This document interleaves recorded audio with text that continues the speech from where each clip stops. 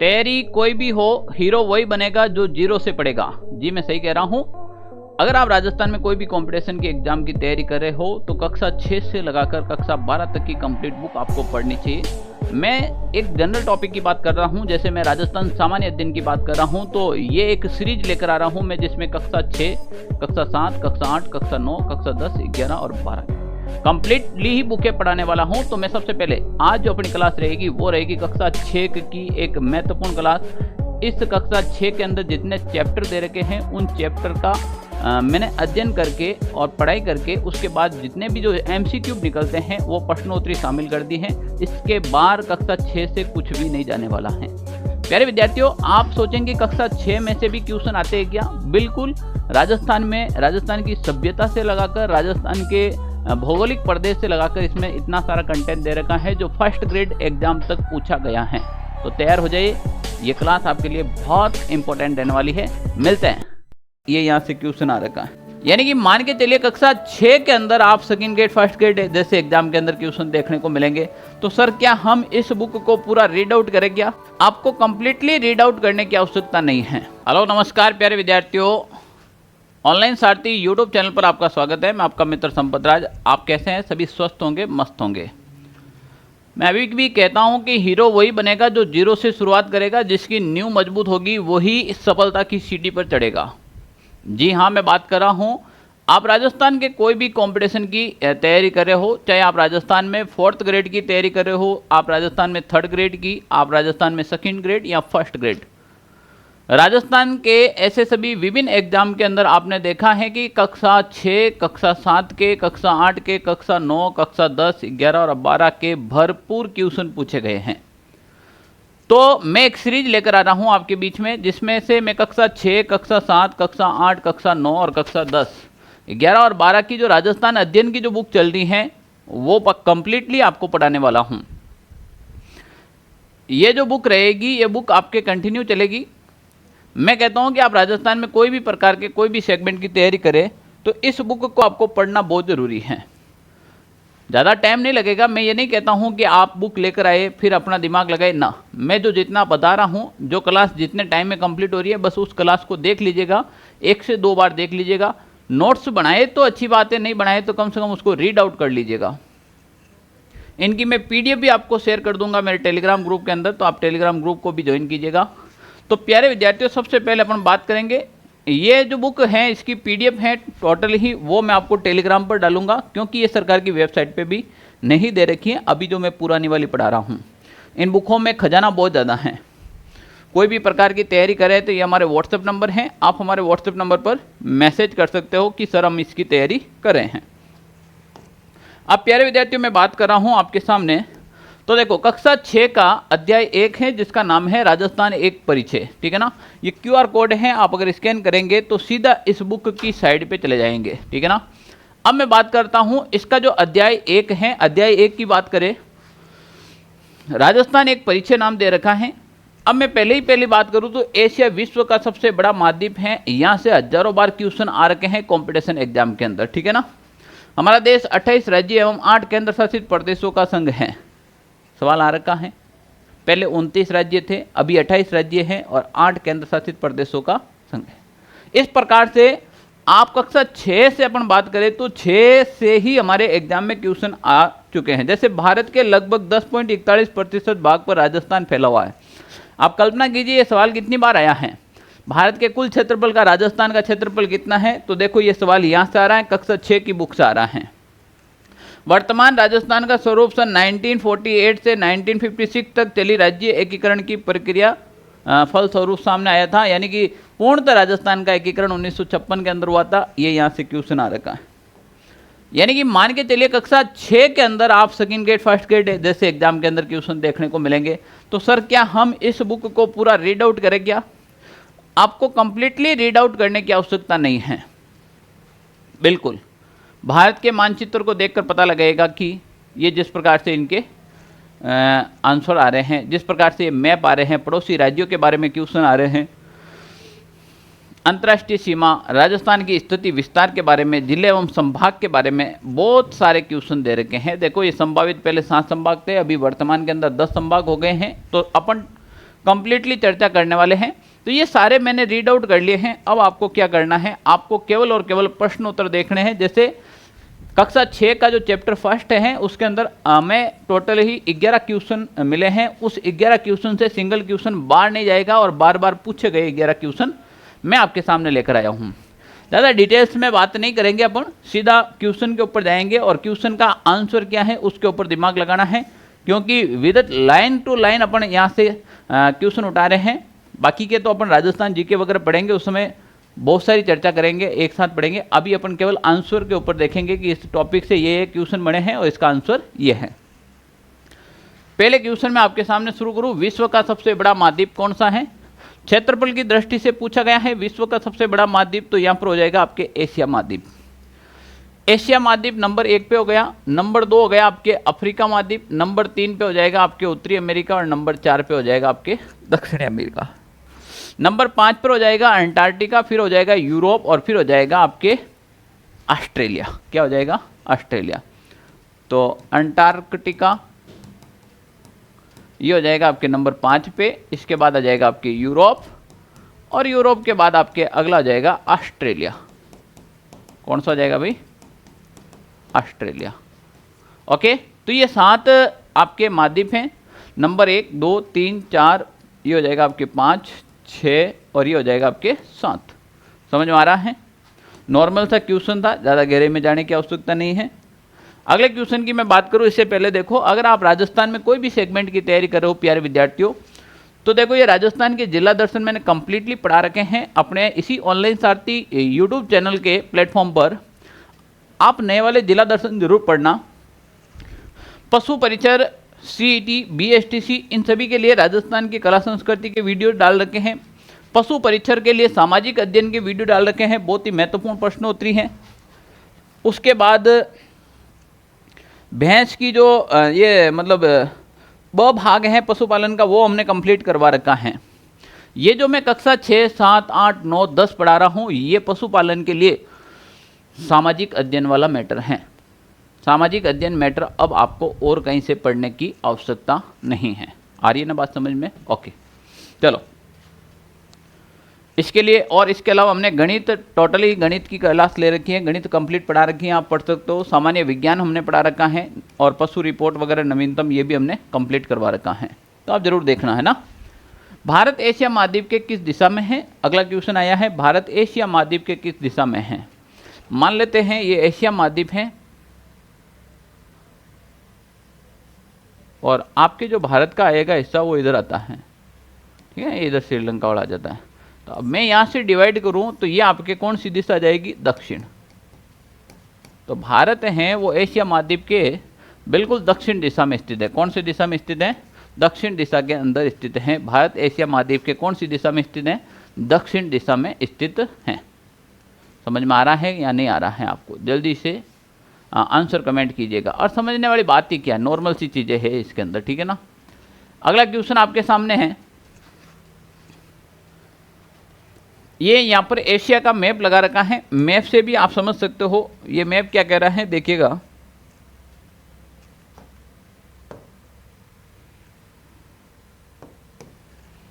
ये ले लीजिएगा, ये एशिया महाद्वीप है और ये एशिया महाद्वीप है।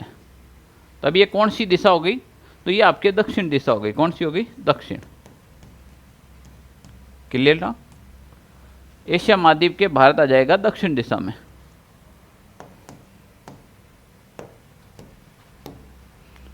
ये आपके बिल्कुल ये आपके एशिया महाद्वीप में भारत है, ये भारत है एशिया महाद्वीप के जो बिल्कुल किस दिशा में आएगा? दक्षिण दिशा में आएगा। ओके, चलो वर्तमान में भारत में कुल कितने राज्य व केंद्र शासित प्रदेश हैं? वर्तमान में भारत के अंदर 28 तो राज्य हो गए, 8 केंद्र शासित प्रदेश हैं, कोई भी नो नहीं करेगा, 8 ही हैं।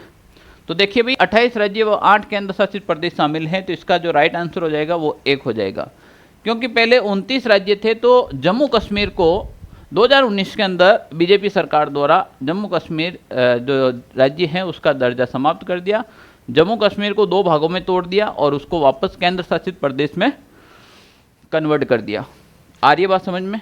ये अभी वर्तमान का भारत है। तो तो हमने 2 हिस्सों में इसको डिवाइड कर रखा है। तो वरना ये 28 राज्य हैं, जिसमें अपन बात करें राजस्थान, गुजरात, मध्य प्रदेश, महाराष्ट्र, केरल की बात कर लो, कर्नाटका की बात कर लो, तमिलनाडु की बात कर लो, इधर आंध्र प्रदेश, उड़ीसा, इधर अपन वेस्ट बंगाल, ये सारे के सारे राज्य है ना भारत के। क्षेत्रफल की दृष्टि से भारत का सबसे बड़ा राज्य कौन सा है? क्षेत्रफल की दृष्टि से भारत का सबसे बड़ा राज्य हम बात करें अगर क्षेत्रफल में, तो क्षेत्रफल में भारत का जो सबसे बड़ा है आपके थान ही थान। कौन सा हो जाएगा भाई? राजस्थान। और जो सबसे छोटा है क्षेत्रफल में वो है आपके गोवा। जबकि हम जनसंख्या के अंदर बात करें, कौन सी संख्या में? जनसंख्या में अगर अपन बात करें तो सबसे बड़ा राज्य है वो है आपके उत्तर प्रदेश। और जनसंख्या सबसे कम किस राज्य की है? तो वो हो जाएगा आपके सिक्किम। कौन सा हो जाएगा भाई? सिक्किम। तो उत्तर प्रदेश और सिक्किम। क्षेत्रफल के अंदर बात करें तो राजस्थान और गोवा की बात कर सकते हैं। तो यहाँ पर आपके जो क्वेश्चन का आंसर होगा, क्षेत्रफल की दृष्टि से भारत का सबसे बड़ा राज्य कौन सा है? क्षेत्रफल की दृष्टि से पूछा है तो राजस्थान हो जाएगा। क्या हो जाएगा भाई? राजस्थान इसका करेक्ट आंसर होगा। राइट, एकदम। 5 नंबर क्वेश्चन है, राजस्थान एशिया महाद्वीप के किस दिशा में स्थित है? यहाँ एशिया महाद्वीप की बात करें, राजस्थान की स्थिति 3 दिशा में ज्ञात की जाती है। राजस्थान की स्थिति 3 दिशा में, यानी कि पहली दिशा हो जाएगी आपके, पहली स्थिति हो जाएगी ग्लोब में राजस्थान की स्थिति क्या है। दूसरा, एशिया महाद्वीप के अनुसार राजस्थान की स्थिति क्या है। तीसरा, भारत के देश के अनुसार राजस्थान की स्थिति क्या है।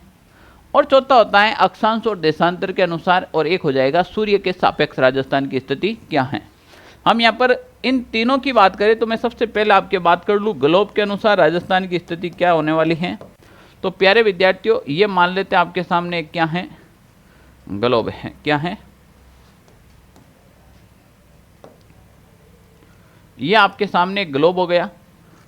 ग्लोब बिल्कुल गोल होता है, और इस ग्लोब को हम 2 भागों में डिवाइड करते हैं। तो ये अक्षांश रेखा हो गई और ये हो गई आपके देशांतर रेखा हो गई। ठीक है ना। दिशा की बात करें अपन तो ये पूर्व दिशा हो गई आपके ग्लोब की, और पूर्व के अपोजिट में ये पश्चिम हो गई, और ये आपके ऊपर ही ऊपर उत्तर और नीचे ही नीचे हो गई आपके दक्षिण। और इस ग्लोब के अंदर जो राजस्थान की स्थिति है वो आपके यहाँ पर है। तो मान के चलिए राजस्थान जो ग्लोब के किस दिशा में स्थित है, तो राजस्थान ग्लोब के उत्तर पूर्वी गोलार्ध, उत्तर पूर्वी गोलार्ध, उत्तर पूर्वी गोलार्ध में क्या है भाई? राजस्थान स्थित है। अब यहाँ पर बात कर रहे हैं राजस्थान एशिया महाद्वीप के किस दिशा में स्थित है। हमें एशिया के अनुसार राजस्थान की स्थिति ज्ञात करनी है। तो ये आपके सामने एशिया महाद्वीप है। कौन सा महाद्वीप है? एशिया महाद्वीप है। और एशिया महाद्वीप के अंदर मैं बात करूँ राजस्थान, तो ये आपके राजस्थान है वो यहाँ पर है भाई। ये जो आपके बन रखा ना, ये आपके राजस्थान है। भारत के अंदर भी ये वाला हिस्सा आपके राजस्थान का आता है। ठीक है ना। अगर मैं इसको ऐसे ही पतंगाकार बना दूँ तो ये वाला जो हिस्सा है राजस्थान में आता है। अब अगर अपन बात करें तो ये हो गया आपके भारत हो गया, एशिया महाद्वीप हो गया, और ये हो गया आपके एशिया महाद्वीप। और एशिया महाद्वीप के आपके राजस्थान आ गया इस वाले क्षेत्र में। ये हो गया आपके कौन सा थान? बिल्कुल ये राजस्थान आ गया। जो येलो कलर का दिखाई दे रहा है ना आपको, ये राजस्थान है। अब इस राजस्थान की स्थिति यहाँ से अपन ज्ञात करें, राजस्थान की स्थिति किस दिशा में है। तो देखें ये राजस्थान की स्थिति यहाँ पर है।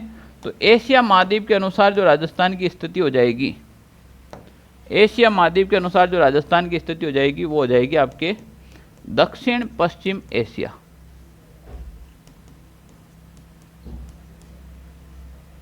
दक्षिण पश्चिम एशिया। तो यहाँ पर अपना जो क्वेश्चन था वो क्वेश्चन यही था, राजस्थान एशिया महाद्वीप के किस दिशा में स्थित है। तो दक्षिण पश्चिम के अंदर स्थित है। कौन से में? दक्षिण पश्चिम में स्थित है। अगर भारत के संदर्भ में पूछ ले तो वही फैक्ट यहाँ पर काम आएगा। ये मान लीजिए भारत को हमने ये डिवाइड कर दिया, ये हमने यहाँ से डिवाइड कर दिया, ये हो गई आपके पश्चिम दिशा, ये हो गई आपके पूर्व, ये हो गई आपके उत्तर दिशा और ये हो गई आपके दक्षिण।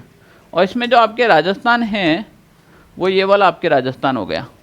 तो राजस्थान है वो कौन सी दिशा में आ गया,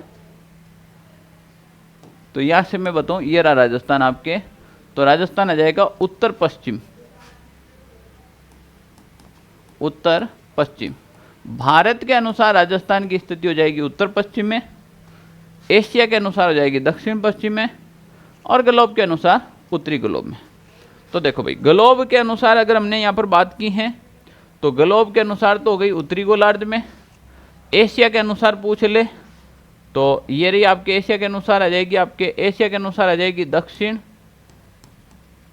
पश्चिम में। और भारत के अनुसार पूछ ले तो आ जाएगी आपके उत्तर पश्चिम में। ओके, ये राजस्थान की स्थिति चारों संदर्भ में, तीनों संदर्भ में आपके कंप्लीटली क्लियर हो चुकी है। अगला क्वेश्चन आपके सामने है, राजस्थान का अक्षांशीय विस्तार कितना है। प्यारे विद्यार्थियों, अक्षांशीय विस्तार हमेशा आड़ा चलता है। जैसे मान लेते ये ग्लोब है, इस ग्लोब के ये जैसे मान लेते हैं आपके ये क्या है भाई, ग्लोब है।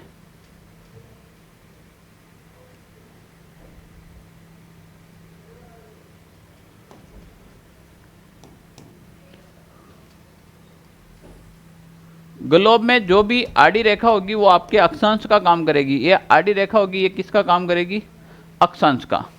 तो आड़ी का मतलब अक्षांश, और अ से आड़ी, अ से अक्षांश, और जो बीच की अक्षांश है वो 0 डिग्री है। इस 0 डिग्री अक्षांश को भूमध्य रेखा भी कहा जाता है। इसी 0 डिग्री अक्षांश को विषुवत रेखा भी कहा जाता है। अब जो भी अक्षांश इसके ऊपर चलेगी तो वो 1 2 3 4, 0 के बाद 1 2 3 4 ऐसे कंटिन्यू चलेगी, नीचे भी ऐसे चलेगी। जो ऊपर की ओर चलेगी वो उत्तरी अक्षांश होगी, उत्तरी गोलार्ध में जाएगी वो कौन सी हो जाएगी, उत्तरी अक्षांश। और दक्षिण में जाएगी वो हो जाएगी आपके दक्षिणी अक्षांश। अब इसी प्रकार ये आपके देशांतर रेखा है तो पूर्वी देशांतर और दक्षिणी देशांतर हो जाएगी। और अपना जो राजस्थान है वो यहाँ पर स्थित है, तो अपनी जो अक्षांश लगेगी वो उत्तरी अक्षांश लगेगी। तो हमारे यहाँ पहले देखो, जिसमें दक्षिणी अक्षांश आ रहा है वो पहले ही कट गया, पूर्वी अक्षांश कट गया। ऑप्शन 2 बचे है उत्तरी अक्षांश के, ठीक है ना। राजस्थान की जो उत्तरी अक्षांश है वो यहाँ पर दर्शाता है आपके। तो देखे भाई, राजस्थान की जो उत्तरी अक्षांश है यहाँ से शुरू होती है राजस्थान की अक्षांशीय स्थिति। ये हैं आपके 23 डिग्री 3 मिनट, 23 डिग्री 3 मिनट उत्तरी अक्षांश। 23 डिग्री 3 मिनट उत्तरी अक्षांश से ऊपर लेकर चलेंगे अपन तो लास्ट छोर है वो राजस्थान का यहाँ पर है, और यहाँ पर हो जाएगी आपके 30 डिग्री 12 मिनट उत्तरी अक्षांश।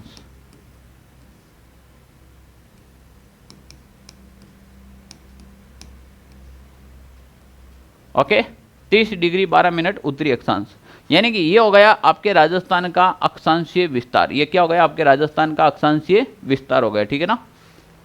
ओके, वर्तमान भारत में कुल कितने जिले, वर्तमान राजस्थान में कुल कितने जिले व कितने संभाग हैं। 26 जिले 6 संभाग, 33 जिले 7 संभाग, ये तो पहला था। अभी वर्तमान में 50 जिले व 10 संभाग हैं। इसके लिए हमने एक वीडियो डाल रखे हैं, राजस्थान में जो नए जिले बने हैं वो कौन कौन से बने हैं और उसको किस प्रकार से याद करना है उसके बारे में भी डिटेल से डाल रखा है। पहले 7 संभाग थे प्लस 3 संभाग हैं, वो अब आपके क्या बन गए हैं, नए बने हैं। कितने भाई, 3 संभाग। अब वो 3 संभाग कौन कौन से बन गए हैं, तो एक तो बन गया है आपके नया संभाग बना है, उसमें एक तो हो जाएगा आपके पाली संभाग बना है, एक आपके बांसवाड़ा नया संभाग बना है, और एक आपके सीकर नया संभाग बना है। तो पाली, बांसवाड़ा और सीकर ये आपके नए संभाग बन गए हैं जो बहुत ही इंपॉर्टेंट हैं आप लोगों के लिए। ओके, अगला क्वेश्चन है, राजस्थान का उत्तर से दक्षिण तक का विस्तार कितना है। राजस्थान का उत्तर से दक्षिण तक का मान लेते हैं 1 मिनट के लिए कि राजस्थान पतंगाकार है। ये तो आप सबको पता ही है, राजस्थान पतंगाकार है। तो एक पतंग बनाते हैं अपन, ये पतंग, और ऐसा बताया जाता है कि जो पतंग की आकृति होती हैं वो चौरस होती हैं। तो मान लेते हैं इसको ऐसे मिला लेते हैं, ओके, इसको ऐसे मिला लेते हैं और इसको ऐसे मिला लेते हैं और इसको मिला लेते हैं अपन ऐसे। ये 1 मिनट के लिए मान लेते हैं राजस्थान। अब राजस्थान का ये हो गया आपके उत्तरी भाग, ये हो गया आपके दक्षिणी भाग, ये हो गया आपके पूर्वी भाग, और ये हो गया आपके पश्चिमी भाग।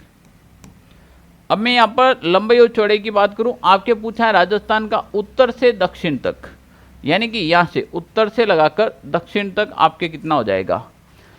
अब उत्तर से दक्षिण तक तो हर कोई बता देता है, पर इनके अगर बीच का सेंटर का पूछ ले तो भी आपको ध्यान रखना, ठीक है ना। बीच सेंटर का पूछ ले तो उत्तर से दक्षिण की बात करा पा तो उत्तर से दक्षिण हो गया आपके भाई 826 किलोमीटर, ओके।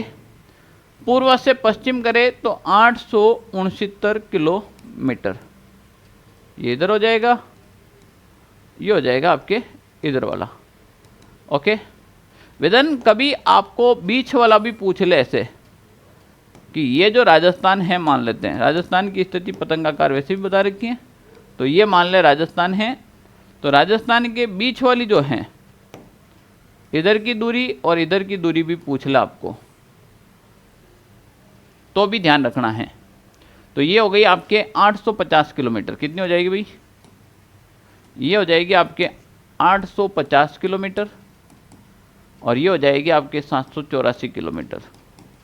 यानी कि उत्तर पश्चिम से दक्षिण पूर्व की जो राजस्थान की लंबाई चौड़ाई है वो इस प्रकार से। ऐसे भी क्वेश्चन पूछे गए हैं, फिर पूछे जा सकते हैं, ओके। राजस्थान का उत्तर से दक्षिण तक विस्तार हो जाएगा, वो हो जाएगा आपके 826 किलोमीटर। क्षेत्रफल के अनुसार राजस्थान का सबसे बड़ा जिला कौन सा है, जैसलमेर, बीकानेर, बाड़मेर, जोधपुर। तो यहाँ पर आपके जैसलमेर हो जाएगा। जैसलमेर का क्षेत्रफल पुराने के हिसाब से 38,401 वर्ग किलोमीटर है। किनका भाई, जैसलमेर का, है ना। मैं आपको कक्षा 6, 7, 8, 9, 10, 11, 12 कंप्लीट पढ़ूंगा, और इसके अलावा मैं राजस्थान के अंदर जो पशु परिचर की भर्ती आ रखी है उसके लिए हमने नोट्स निकाल रखे हैं, वो नोट्स भी हम आपको कंप्लीट पढ़ाएंगे। नोट्स का भी मैं लाइव सॉल्यूशन करवाने वाला हूं, तो भाई देखे ऐसे पढ़ी दोबारा आपको मिलने वाली नहीं है। राजस्थान की पाकिस्तान के साथ लगने वाली सीमा रेड क्लिफ रेखा की कुल लंबाई कितनी है। तो देखो भाई, राजस्थान की कुल स्थलीय सीमा में बता दो आपको, यहां पर बता दो आपको राजस्थान की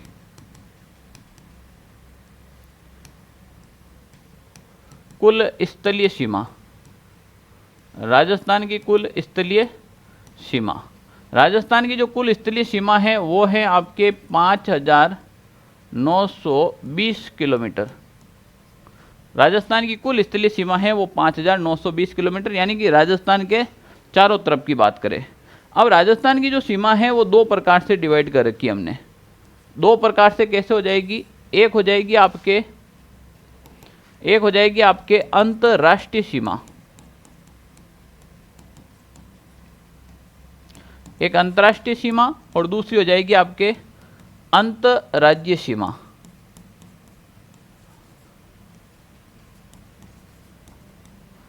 अंतर्राष्ट्रीय सीमा है वो है आपके 1,070 किलोमीटर, और बची हुई है अंतर्राष्ट्रीय सीमा, वो हो जाएगी 4,850 किलोमीटर। और इन दोनों को अगर अपन डिवाइड करके जोड़े तो प्यारे प्यारे विद्यार्थियों आपके पास जो रिजल्ट आएगा वो आएगा 5,920 किलोमीटर, ठीक है ना। तो ये राजस्थान की पाकिस्तान के साथ लगने वाली जो सीमा हो जाएगी वो 1,070 किलोमीटर हो जाएगी। ये अंतर्राज्य के साथ लगने वाली है। 1600 किलोमीटर सर्वाधिक मध्य प्रदेश राजस्थान के साथ सीमा लगाता है। 877 किलोमीटर है वो यूपी है जो राजस्थान के साथ सीमा का निर्धारण करता है। क्वेश्चन नंबर 11, राजस्थान के कुल कितने पड़ोसी राज्य हैं। तो राजस्थान के कुल कितने पड़ोसी राज्य हैं आपको ऑब्वियसली पता होगा, ये राजस्थान है। राजस्थान के कुल पड़ोसी राज्यों की अपन बात करें तो इधर हो जाएगा आपके पंजाब, पंजाब के बाद आ जाएगा आपके हरियाणा, हरियाणा के बाद हो जाएगा आपके उत्तर प्रदेश, उत्तर प्रदेश के बाद हो जाएगा आपके मध्य प्रदेश, और मध्य प्रदेश के बाद आ जाएगा आपके गुजरात। तो अब आप ही बताइए कितने हो गए? 5। यानी कि राजस्थान के साथ कुल पड़ोसी राज्य की सीमा है वो 5 है। अब 5 में भी देखिए प्यारे विद्यार्थियों, यहाँ से सीधा क्वेश्चन आता है, किस प्रकार से आता है। पंजाब है वो राजस्थान के साथ 89 किलोमीटर की सीमा निर्धारित करता है, हरियाणा के साथ 1262 किलोमीटर यानी कि 1262 किलोमीटर की सीमा का निर्धारण होता है। उत्तर प्रदेश के साथ 877 यानी कि 877 किलोमीटर। मध्य प्रदेश के साथ अगर अपन बात करें तो 1600 किलोमीटर की सीमा का निर्धारण होता है, और गुजरात के साथ अपन बात करें तो 1022 किलोमीटर सीमा का निर्धारण होता है। तो कुल मिला के राजस्थान के 5 पड़ोसी राज्य हैं। इसमें देखिए सर्वाधिक हैं वो मध्य प्रदेश के साथ निर्धारित होती है और न्यूनतम है वो पंजाब के साथ। तो कहीं ना कहीं यहाँ से बहुत बार एग्जाम में क्वेश्चन आ रखा है, राजस्थान के विभिन्न एग्जाम में यहाँ से क्वेश्चन आ रखा है। राजस्थान के साथ सर्वाधिक सीमा कौन लगाता है, न्यूनतम सीमा कौन लगाता है। इसमें भी पंजाब के साथ सर्वाधिक सीमा लगाने वाला जिला कौन सा है, मध्य प्रदेश के साथ न्यूनतम सीमा लगाने वाला जिला कौन सा है। तो वो अपन जो टॉपिक है राजस्थान की स्थिति और विस्तार है उस वाले में अपन पढ़ेंगे, तो वो हमारे यूट्यूब चैनल के ऊपर आपको मिलने वाला है, तो आप जरूर देखना वो भी, ठीक है ना। चलो इसके बाद अपन बात करें, ये पड़ोसी राज्य का है, मैप के अंदर अब मैं बताने की जरूरत नहीं है, आपको नए राज्य के हिसाब से ये सारा कंप्लीट बता रखा है, ठीक है ना। फिर भी अगर आप चाहते हैं तो देखिएगा, ये गंगानगर, हनुमानगढ़, ये सारे के सारे हैं, जैसे चूरू आ गया, झुंझुनू आ गया, नीम का थाना आ गया, खेरतल, तिजारा, डीग, अलवर, भरतपुर, धौलपुर, करौली, सवाई माधोपुर, ठीक है ना। पर ये ज़्यादा डिटेल्स अपन राजस्थान की स्थिति और विस्तार के अंदर पढ़ेंगे। ये जो मैंने कहा था ये है हमारे राजस्थान के अंदर पशु परिचर भर्ती के लिए विशेष रूप से हमने वादा किया था आपको नोट्स देने का, तो हमने नोट्स आपके लिए कंप्लीटली बनाए हैं, कॉपी पेस्ट नहीं है, हाथ से लिखे हैं, हस्तलिखित हैं, वो भी मैंने खुद ने अपने हाथ से लिखकर ये तैयार किए हैं नोट्स आपके लिए। कितने प्यारे मोती गार्ड रखे हैं, जिन विद्यार्थियों के पास बुक मिल गई हैं उनको पूछिएगा कि ये नोट्स कैसे हैं। हाँ, आप लोगों के लिए खुशखबरी है कि पहले ऑनलाइन माध्यम से ही ये नोट्स आपको अवेलेबल होते थे, अब हम राजस्थान के सभी बुक स्टोर पर इन नोट्स को भेजने का प्रयास कर रहे हैं। चोमो, अलवर, खेरतल, तिजारा, दुद्दू, गंगानगर, भादरा, हनुमानगढ़, ओसिया, फ्लोदी, सुजानगढ़, चूरू, सरदार शेर, पता नहीं कहाँ से कॉल आ रहा, बांसवाड़ा से। तो हम एक बुक की लिस्ट, बुक स्टोर की लिस्ट जारी करेंगे, आपके शहर तक ऑफलाइन पहुंचाने का भी भरपूर प्रयास किया जाएगा, बस थोड़ा सा टाइम दीजिएगा। साथ में ट्रिक ऐड कर रखी है, विथ इमेज डाल रखी है, बड़ी प्यारी प्यारी ट्रिकें भी साथ में डाल रखी हैं। ज़्यादा विशेष मैटर नहीं डाल रखा है, उतना ही मैटर डाल रखा है जितना आपके एग्जाम में पूछा गया है, उतनी ट्रिक डाल रखी है जितने आपकी आवश्यकता होती है, ठीक है ना। फालतू ऐसे नहीं कि सारे के सारे हर चीज़ की ट्रिक बना रखी है ना, भाई पढ़ो, कॉन्सेप्ट के लिए करो, ठीक है ना। 45 नंबर से ही बेड़े पार नहीं होंगे, पीछे 105 नंबर का और भी मैटर है, ये भी ध्यान रख लेना, ठीक है ना। 45 नंबर से ऑन एवरेज आप 40 नंबर तक लेके आ जाए तो खूब है। कोई भी ऐसा धुरंधर पैदा नहीं होगा जो 45 में 45 लाएगा। मैं खुद देने जाऊंगा ना अगर मान लो पेपर, तो मेरे भी 45 में से 45 नहीं आएंगे, आप समझो इस बात को, क्योंकि वहाँ पे माइंड लेवल ऐसे ही होता है, शून्य लेवल पर हो जाता है। आप ऑन एवरेज 35 से 40 नंबर इसके अंदर लेकर आए और उसमें से कम आप 90 प्लस नंबर लेकर आए तो आपका सिलेक्शन श्योर है, कोई आपको रोकने वाला नहीं है। ओके, तो इतनी प्यारी बुक आपके सामने बढ़ा रखी है, बहुत अच्छा मैटर डाल रखा है। अगर आप ये बुक मंगवाना चाहते हो तो जो हमने ये व्हाट्सएप नंबर डाले थे आपके लिए, आप इस पर व्हाट्सएप नंबर पर आप मैसेज कर सकते हो, यहाँ से आपको एक लिंक मिलेगा, वहाँ से बुक ऑर्डर कर सकते हो। और इस जो भी मैं पढ़ा रहा हूँ इसकी पीडीएफ के लिए हमारे टेलीग्राम ग्रुप को ज्वाइन कीजिएगा, यहाँ से भी आपको पीडीएफ मिलेगी, पर यहाँ से बुक नहीं मिलेगी, है ना, केवल और केवल क्या मिलेगी, पीडीएफ। तो प्यारे विद्यार्थियों, ये बुक हमने कंप्लीटली देख ली है, कैसे लगा मैटर आपको? देखो कितनी प्यारी भैंस के बारे में दे रखा है। विद ऑनलाइन सारथी डोज के रूप में और भी बहुत सारी दे रखे हैं। भैंसों की संख्या के आधार पर विश्व में भारत का प्रथम स्थान है। विश्व की सर्वश्रेष्ठ नस्ल भारत में पाई जाती है। भैंस का उत्पत्ति स्थल है वो भारत को माना जाता है और भारत में सर्वाधिक भैंस उत्तर प्रदेश तथा दूसरा राजस्थान है। तो इस प्रकार की जो जानकारी है वो भी आपको मिलेगी। कक्षा 6 के चैप्टर 2 की बात करते हैं। नेक्स्ट चैप्टर जिसका नाम है राजस्थान का इतिहास। चैप्टर का नाम रहेगा आपके राजस्थान का इतिहास। कंप्लीटली चैप्टर पढ़ रखे हैं, जैसे जांगल प्रदेश, मत्स्य, सूरसेन, मरुकांतर, इसके बारे में भी आपके बहुत बार क्वेश्चन आ चुके हैं। तो ये आपको पढ़ने की जरूरत नहीं है। सीवी जनपद ये कंप्लीट मैंने पढ़ लिया है। मारवाड़ क्या है, आपको सीधा क्वेश्चन पे लेके चलता हूँ। कक्षा 6 के अंदर अध्याय 2 के अंदर 8 क्वेश्चन हैं, वो अपन कंप्लीटली देख लेते हैं। और पहला क्वेश्चन है आपके सामने, मत्स्य जनपद की राजधानी थी। मत्स्य जनपद की राजधानी थी, पहला क्वेश्चन आपके सामने है। जल्दी से आंसर कमेंट कीजिएगा, मत्स्य जनपद की राजधानी क्या थी?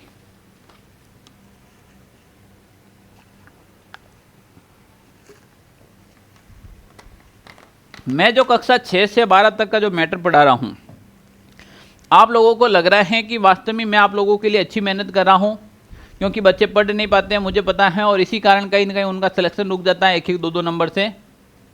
तो आप मेरे लिए एक अच्छा सा कमेंट नीचे कर सकते हैं, ताकि मुझे भी मोटिवेशन मिले कि भाई मैं इस प्रकार से और काम करूं आप लोगों के लिए, ताकि आप लोगों को सिलेक्शन लेने में और आसानी हो जाए।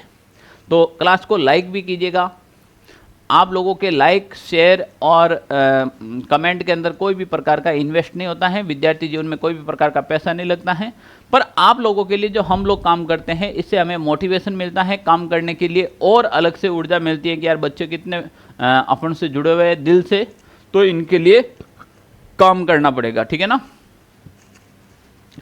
मत्स्य जनपद की राजधानी कहाँ है? मथुरा, छत्रपुर, विराटनगर या फिर बागोर। तो हो जाएगी विराटनगर। विराटनगर को ही बैराट कहा जाता है, बैराट का ही प्राचीन नाम है विराटनगर। और वर्तमान में बात करूं मैं बैराटनगर, तो वर्तमान के अंदर आपके जो बैराटनगर हैं वो आपके कोटपूतली जिले के अंदर है। कौन से जिले में भाई? कोटपूतली। कोटपूतली आ रखा है आपके कोटपूतली बहरोड। ये कभी नया जिला बना है, बहरोड अलवर से, और कोटपूतली जयपुर से निकाला गया था। अगला क्वेश्चन आपके सामने है। नेक्स्ट क्वेश्चन आपके सामने है जो है भाई, कोटा बूंदी वाला क्षेत्र क्या कहलाता है? कोटा और बूंदी वाला क्षेत्र क्या कहलाता है? तो देखिए भाई, यहाँ पर आपके कोटा और बूंदी वाला जो क्षेत्र है, मैं इस वाले मैप में आपको पीछे वाले मैप में समझा सकता हूँ। ये वाला जो क्षेत्र है आपके सामने,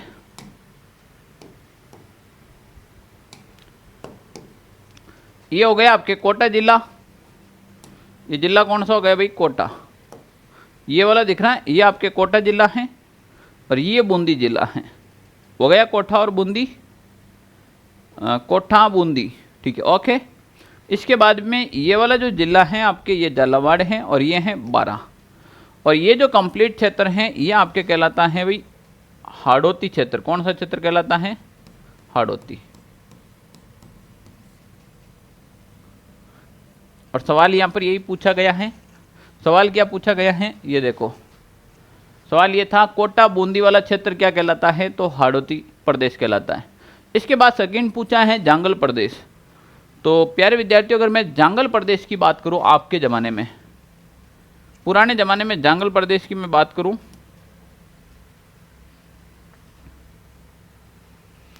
ये वाला जो प्रदेश था आपके, कहाँ तक जाएगा? ये यहाँ तक।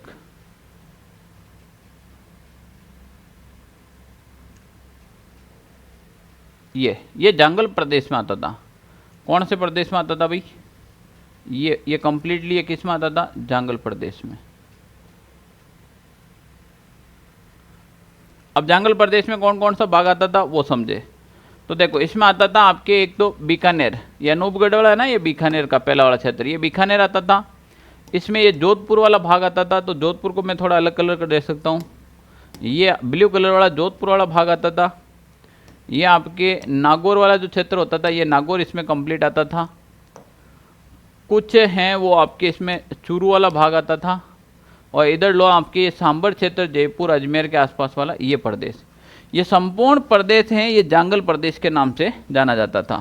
तो ये वाला प्रदेश हो जाएगा कौन सा प्रदेश भाई आपके, ये हो जाएगा आपके जांगल प्रदेश। कौन सा प्रदेश, जांगल, ये हो गया आपके जांगल प्रदेश।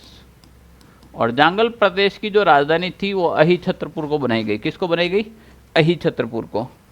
इसके बाद जो दे रखा है आपके, एक तो मरु प्रदेश जो पूरा संपूर्ण मरु प्रदेश हो जाएगा, और एक जो मेवात क्षेत्र है, ये ऊपर वाला जो क्षेत्र है आपके, कौन सा वाला भाई, ये वाला, इसमें आ जाएगा आपके अलवर, भरतपुर, ये और ये वाला, ये जो क्षेत्र है ये आपके क्षेत्र कहलाता है मेवात क्षेत्र। कौन सा, मेवात। ओके चलो, तो इसका जो राइट आंसर है वो आपके सामने आ गया। अगला है, निम्नलिखित में से कौन सा क्षेत्र सूरसेन क्षेत्र में शामिल नहीं था। सूरसेन में भरतपुर था, धौलपुर था, करौली था, सवाई माधोपुर नहीं था। तो इसका जो राइट आंसर आ जाएगा भरतपुर। सूरसेन जो क्षेत्र था, इसकी जो राजधानी थी वो उस समय राजधानी बनेगी मथुरा को। इसकी राजधानी क्या हो जाएगी, मथुरा हो जाएगी, ठीक है ना। पर इसका राजस्थान के अंदर भी काफ़ी क्षेत्र था। बागड़ में निम्नलिखित में से कौन सा क्षेत्र शामिल है। बागड़ का मतलब वागड़ हो जाएगा, यहाँ पर वह वागड़ हो जाएगा। तो इसमें डूंगरपुर और बांसवाड़ा दोनों शामिल हो जाएंगे।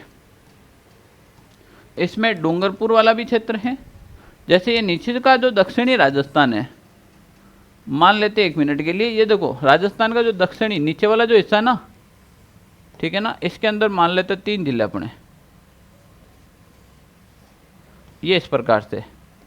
ये हो गया आपके बांसवाड़ा, ये क्या हो गया भाई, बांसवाड़ा, ये हो गया आपके डूंगरपुर, और ये हो गया आपके प्रतापगढ़। ओके, तो इनमें से जो नीचे वाला ये भाग हैं, ये आपके क्या कहलाता है, वागड़ क्षेत्र। वागड़ क्षेत्र के अंदर प्रतापगढ़ नहीं आता है, प्रतापगढ़ आता है कांठल क्षेत्र में। ये किस में आता है भाई, कांठल क्षेत्र में आता है। किस में आता है, कांठल क्षेत्र में, ध्यान रख लेना। ओके, तो इसमें हो जाएगा ए और बी दोनों। अगला क्वेश्चन आपके सामने है, जांगल जनपद की राजधानी क्या थी। अभी तो हमने बताया था नागौर के अंदर जांगल जनपद की राजधानी थी। बहुत बार एग्जाम में आ रखा है, ऐसे क्वेश्चन बार बार पूछे जाते हैं। अहिछत्रपुर, कौन से पुर हो जाएगी, अहिछत्रपुर। प्यारे विद्यार्थियों, कभी कभी ऐसा लगता है कि पढ़ाई में मन नहीं लगता है, पढ़ाई करने का मूड नहीं होता है, तो मैं ऐसी चीज़ में आपको एक ही बात कहता हूँ। जैसे कभी बार अपने पास एग्जाम आ जाते हैं नज़दीक, कि अब मेरे पास 2 दिन रहे एग्जाम के, उस दिन आप लोग गाइड उठाते हो और गाइड उठाकर इस रफ्तार से पढ़ते हो कि यार काश 2 दिन की जगह 10 दिन होते ना, भगवान कसम में सीट निकाल लेता। क्योंकि उस टाइम आप पूरे डेडिकेट होकर वो 2 दिन के अंदर जो 24-48 घंटे आपको मिलते हैं पढ़ने का, वो भरपूर आप उसके अंदर लगाते हो। तो प्यारे विद्यार्थियों, अगर आप 6 महीने पढ़ाई कर लो तो आपको सिलेक्शन से कोई भी नहीं रोक सकता। ध्यान से सुन लो, सिलेक्शन से। पर पढ़ाई ऐसी करो जैसे आप 2 घंटे के लिए करते हो, जैसे आप उस 2 दिन में करते हो। निम्नलिखित में से कौन सा क्षेत्र मालवा में शामिल था। तो मालवा के अंदर कौन सा क्षेत्र, टोंक क्षेत्र भी शामिल था, प्रतापगढ़ भी शामिल था, झालावाड़ भी शामिल था, और उस जमाने के अंदर अजमेर का जो क्षेत्र आता है वो भी शामिल था। तो उपयुक्त सभी हो जाएंगे। इसमें क्या हो जाएंगे भाई, उपयुक्त सभी। ओके, ऐसे भी आंसर देखने को मिलेंगे आपको। निम्नलिखित में से किस क्षेत्र में मेव जाति की अधिकता थी। मेव जाति की अधिकता है वो राजस्थान के किस क्षेत्र में आपको देखने को मिलेगी, मेवात में, ढूंढाड़ में, मारवाड़ में। तो मेव जाति है वो राजस्थान के आपके मेवात क्षेत्र में है, ठीक है ना। मेव जाति द्वारा 2 प्रसिद्ध नृत्य किया जाता है, एक का नाम है रण बाजा और दूसरे का नाम है रतवाई। तो रण बाजा और रतवाई जो नृत्य हैं ये मेव जाति द्वारा किया जाता है, मेवात क्षेत्र का प्रसिद्ध है। कौन से क्षेत्र का, मेवात क्षेत्र का प्रसिद्ध है। अगला जो क्वेश्चन है आपके सामने वो है सीवी जनपद वाले क्षेत्र को क्या कहा जाता था? मारवाड़, मेवाड़ या फिर मालवा। सीवी जनपद वाले क्षेत्र को किस नाम से जाना जाता था? जल्दी से आंसर कमेंट कीजिएगा।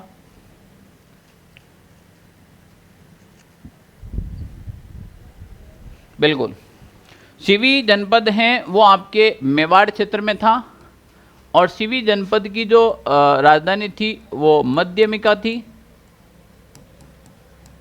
और मध्यमिका को ही क्या कहा जाता भाई? नगरी कहा जाता है। क्या कहा जाता है? नगरी। आई बात समझ में? तो इसका जो राइट आंसर हो जाएगा बी। इसका जो राइट आंसर हो जाएगा वो क्या हो जाएगा भाई?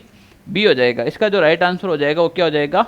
बी हो जाएगा। ओके, अब हम बात कर रहे हैं कि अभी तक आपने हमारे टेलीग्राम ग्रुप को ज्वाइन नहीं किया है तो वो टेलीग्राम ग्रुप जरूर ज्वाइन कीजिएगा, क्योंकि राजस्थान में कुछ ऐसी वैकेंसी होती हैं। जैसे आपको पता है राजस्थान में एक वैकेंसी चल रही थी काफ़ी लंबे समय से। पहले उसका नाम था अभी वर्तमान में उसका नाम है, पहला नाम था राजीव गांधी युवा मित्र योजना। अब राजीव गांधी युवा मित्र योजना का नाम चेंज करके कर दिया मुख्यमंत्री फेलोशिप योजना। न तो इसमें एग्जाम होता है, न ये सीईटी के दायरे में है, ये स्टूडेंट के लायक की एक नौकरी है, लोगों को पता ही नहीं चलता है। उस नौकरी के अंदर लगभग राजीव गांधी युवा मित्र के समय 2000 विद्यार्थियों को शामिल किए गए थे जो अभी तक काम कर रहे हैं। इनकी सैलरी होती हैं आपके 18,000 तो आपके सैलरी होती हैं और 5,000 आपको तेल और अन्य खर्चे के दिए जाते हैं। तो टोटल मिला के आपके पास सैलरी हो गई विदिन 23,000 रुपये।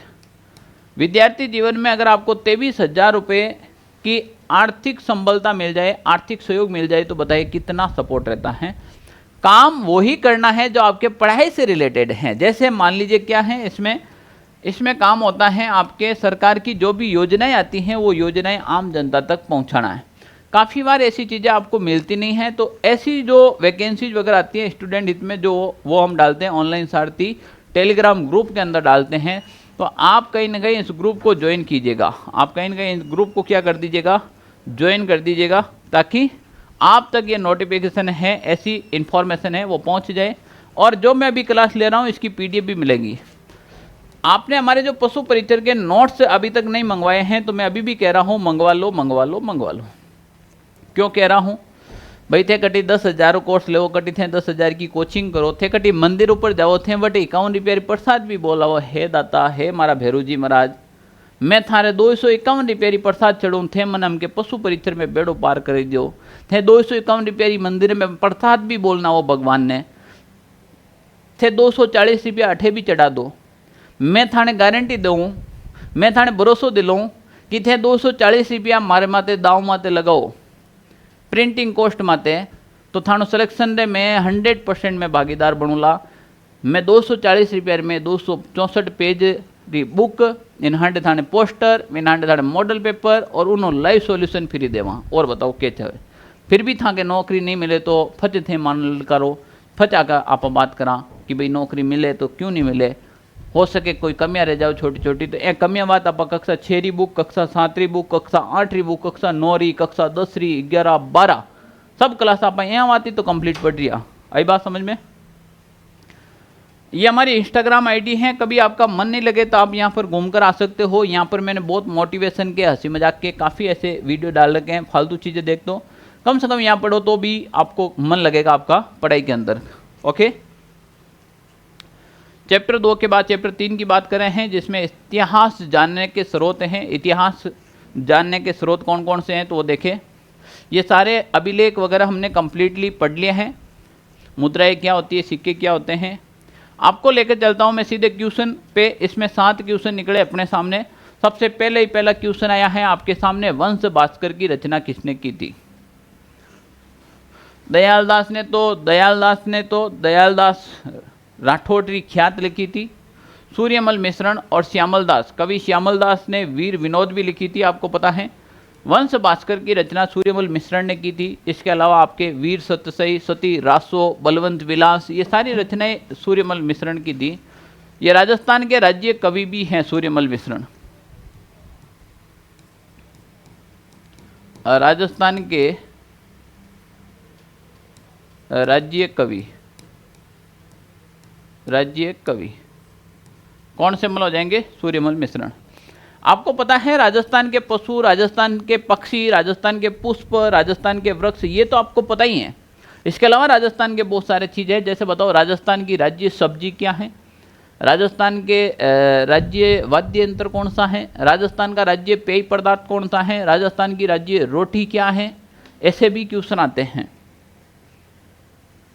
राजस्थान की राज्य सब्जी बेसन गट्टा है, राजस्थान के राज्य पेय पदार्थ हैं वो छाछ राबड़ी, राज्य रोटी हैं वो बाजरा की रोटी है अपने, राज्य अचार हैं वो लहसुन का अचार और केर का अचार है। इसके अलावा अपन बात करें जैसे राज्य हमारा खेल है वो बास्केटबॉल है, राज्य कवि सूर्यमल मिश्रण है। इसके अलावा मैं बात करूं जैसे राजस्थान के राज्य वाद्य यंत्र हैं वो हमारा अलगोजा है। क्या है? अलगोजा। ऐसे बहुत सी चीज़ें हैं जो आपको याद होनी चाहिए। चीरवा का शिलालेख किसकी जानकारी मिलती है? चीरवा के शिलालेख में समर सिंह की जानकारी मिलेगी, तेज सिंह की मिलेगी, जैत्र सिंह की मिलेगी, तो उपयुक्त सभी हो जाएगा। ये मेवाड़ से संबंधित है। किससे संबंधित है? मेवाड़ से संबंधित है। अगला क्वेश्चन है गागरोन दुर्ग कहाँ पर स्थित है? एक ऐसा दुर्ग है, गागरोन दुर्ग की मैं बात करूं, गागरोन दुर्ग की मैं बात करूं, एक ऐसा दुर्ग है जिसकी नींव नहीं लगा रखी है। नींव नहीं है यानी कि बिना नींव का है, सीधा पत्थर पर खड़ा है। एक जलीय दुर्ग की श्रेणी में आता है। जलीय दुर्ग है, इसके दोनों तरफ नदियां हैं। एक तरफ तो है आहू नदी, एक तरफ हो जाएगी आहू नदी और दूसरी तरफ हो जाएगी काली सिंध। तो ये जो दोनों नदियों के संगम पर कौन सा दुर्ग हो जाएगा? गागरोन दुर्ग, जो वाड़ ही वाड़ झालावाड़ में है। यहाँ गागरोन दुर्ग के अंदर आपके संत पीपा जी की छतरी मिलेगी, जो बार बार एग्जाम में पूछी गई है। संत पीपा की छतरी कहाँ पर है? गागरोन दुर्ग। अगला है मेहरानगढ़ दुर्ग का निर्माण किसने करवाया? कितना प्यारा क्वेश्चन है, जल्दी से आंसर कमेंट कीजिएगा। मेहरानगढ़ दुर्ग के बारे में रुडयार्ड किपलिंग ने कहा था कि शायद इस दुर्ग का निर्माण देवी देवताओं या फिर परियों ने करवाया था। यहाँ हम बात करें तो इस दुर्ग का निर्माण राव जोधा ने करवाया था। 1459 ईस्वी की बात करें, जोधपुर शहर की स्थापना की थी करणी माता के आशीर्वाद से। किनके आशीर्वाद से? करणी माता के आशीर्वाद से। इस जोधपुर मेहरानगढ़ दुर्ग को ही आपके कहा जाता है मयूर ध्वजगढ़। इसी दुर्ग को कहा जाता है आपके गढ़ चिंतामणि, ठीक है ना। और यहाँ पर जैसे भवानी, किलकिला, गजक, कड़क बिजली, शंभू बाण, ऐसी इस दुर्ग के अंदर तोहफे पड़ी हैं सुरक्षा की दृष्टि से। रेड टोंक में किस धातु से निर्मित सिक्के मिलते हैं? सोना, चांदी, तांबा, लोहा। जल्दी से बताएगा। रेड टोंक के अंदर बात की जाती है तो किस धातु से रिलेटेड यहाँ पर सिक्के मिले थे? जल्दी से आंसर कमेंट कीजिएगा, ठीक है ना। बिल्कुल, यहाँ मिले थे आपको चांदी से रिलेटेड सिक्के मिले थे। अगला क्वेश्चन है मुद्राएं से जानकारी मिलती है। मुद्राएं के ऊपर भाषा कब आएगी? जब लिपि होगी। और राजनीतिक स्थिति, यानी कि वहाँ की राजनीतिक स्थिति क्या है? भाषाएं के बारे में, मुद्राएं के बारे में, लिपि के बारे में, यानी कि सभी प्रकार की इसमें क्या मिलेगी? उपयुक्त सभी प्रकार की क्या मिलेगी? जानकारी। Annals and antiquities of Rajasthan के लेखक कौन है? Colonel James Tod, colonel Thomas, L P Tessitori, George Lincoln. तो annals and antiquities of Rajasthan के लेखक हैं आपके कर्नल जेम्स टोड, जिसे कहा जाता है इतिहास का पिता, वो भी राजस्थान के। राजस्थान का इतिहास का पिता किसे कहा जाता है? कर्नल टोड को कहा जाता है। किसे कहा जाता है भाई? कर्नल टोड को।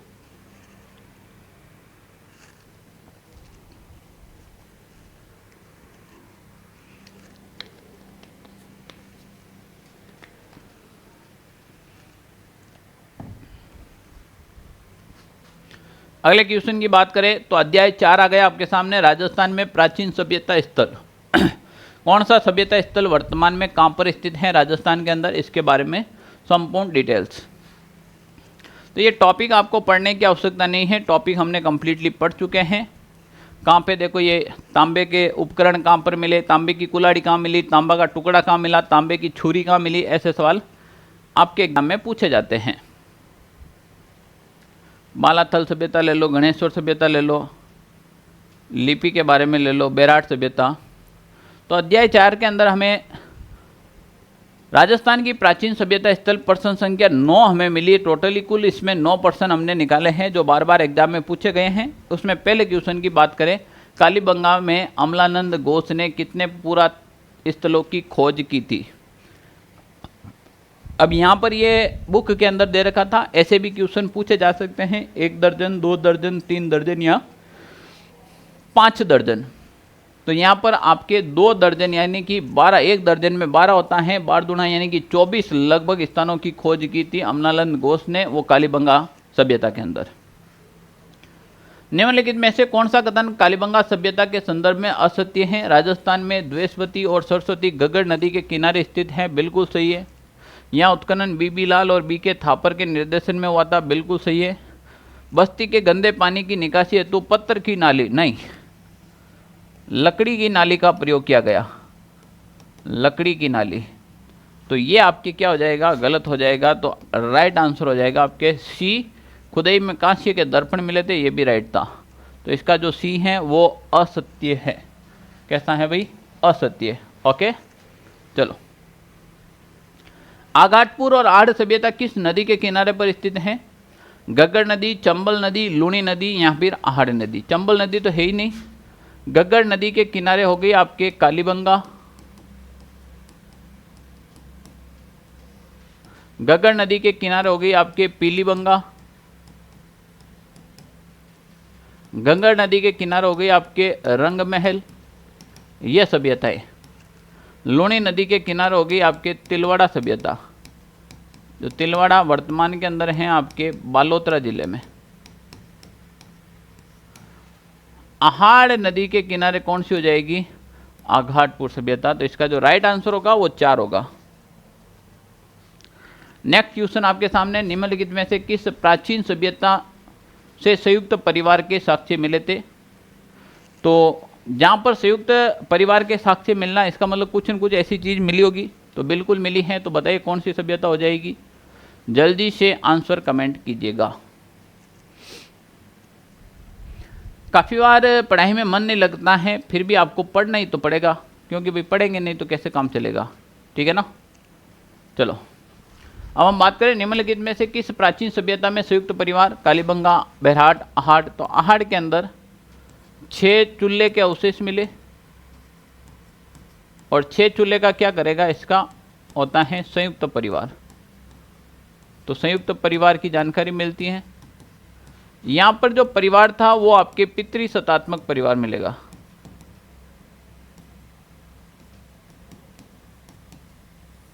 पितृसत्तात्मक परिवार मिलेगा। ओके चलो,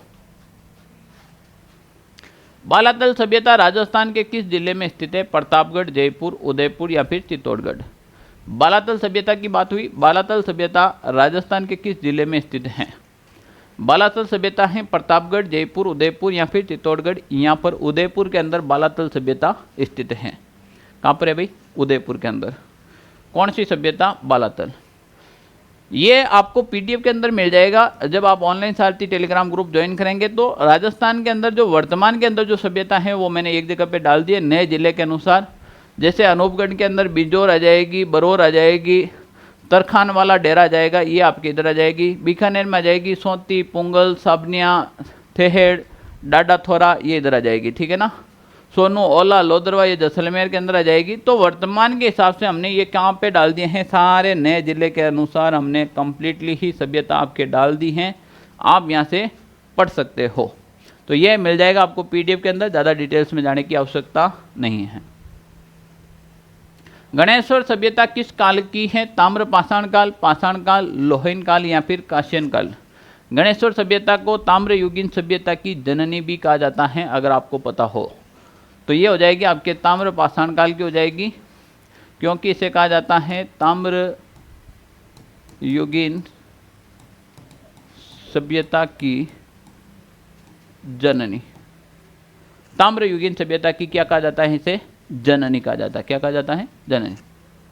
ओके, अभी जो मैंने बताया है वो सारी की सारी चीज़ें जो मैप की वो मिलेगी आपको ऑनलाइन सारथी यूट्यूब चैनल के ऊपर। अभी तक आपने ऑनलाइन सारथी यूट्यूब चैनल ज्वाइन नहीं किया है तो मैं कह रहा हूँ कर लो, मैं कह रहा हूँ कर लो, क्योंकि इस पर बहुत सारा मसाला और मटेरियल मिलने वाला है। राजस्थान में मैं कह रहा हूँ कोई भी सेगमेंट की तैयारी करो, ये हमारे व्हाट्सअप नंबर हैं, आप इसके ऊपर मैसेज कीजिएगा, सर मैं इसकी तैयारी कर रहा हूँ, आपको उस ग्रुप में ऐड किया जाएगा। आप पशु परिचर की तैयारी कर रहे हो अभी वर्तमान में, तो सारथी परिवार आपके लिए रामबाण सिद्ध होगा।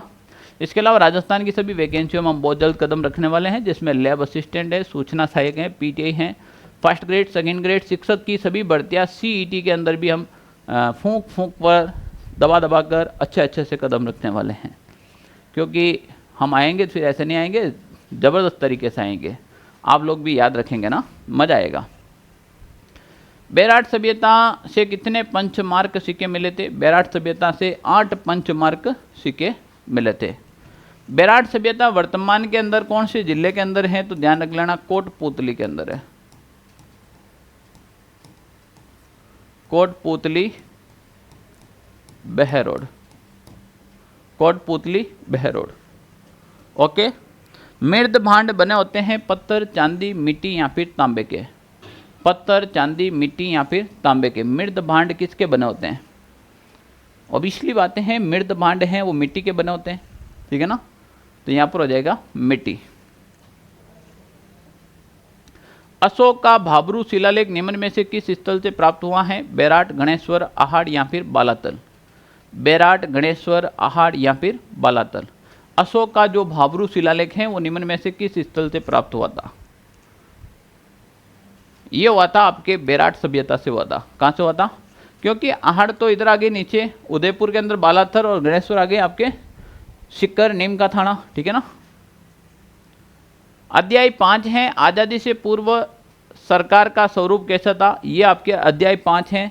अध्याय 5 है आज़ादी से पूर्व सरकार का स्वरूप। इससे भी बहुत बार एग्जाम में क्वेश्चन पूछे गए हैं, थोड़ी पढ़ने की आवश्यकता नहीं है। अब आप मान के चले 2 या 3 घंटे के अंदर आपके कंप्लीटली क्या हो जाएगा, राजस्थान कक्षा 6 की बुक हो जाएगी। तो टोटली 10 घंटे का इन्वेस्ट है। 10 घंटे के अंदर आप राजस्थान की कोई भी बुक पढ़ने की आपको आवश्यकता नहीं है। उसके बाद मैं जल्द ही लेके आ रहा हूँ एनसीईआरटी बुकों का भी लाइव सॉल्यूशन।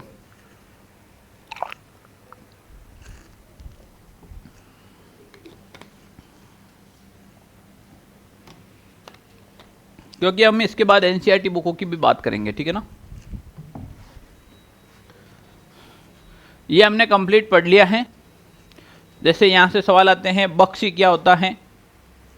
सेना को वेतन तथा सेना संबंधित अन्य कार्य की जिम्मेदारी बख्शी की होती है।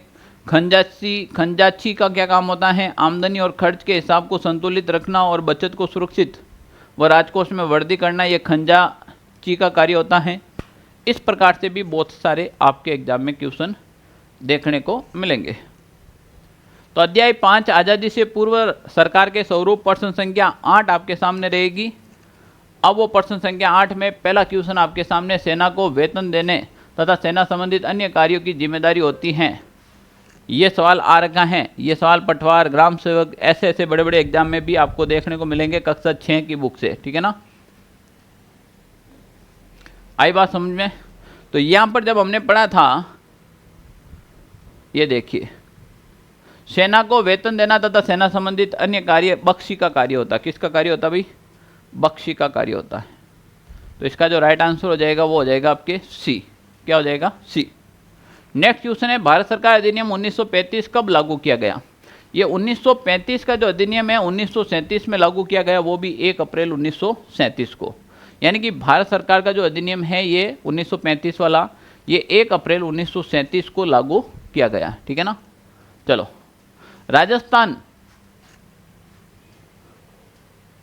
राजस्थान के प्रथम निर्वाचित मुख्यमंत्री कौन थे? मोहनलाल सुखाड़िया, टीकाराम पालीवाल, जयनारायण व्यास या फिर हरिदेव जोशी।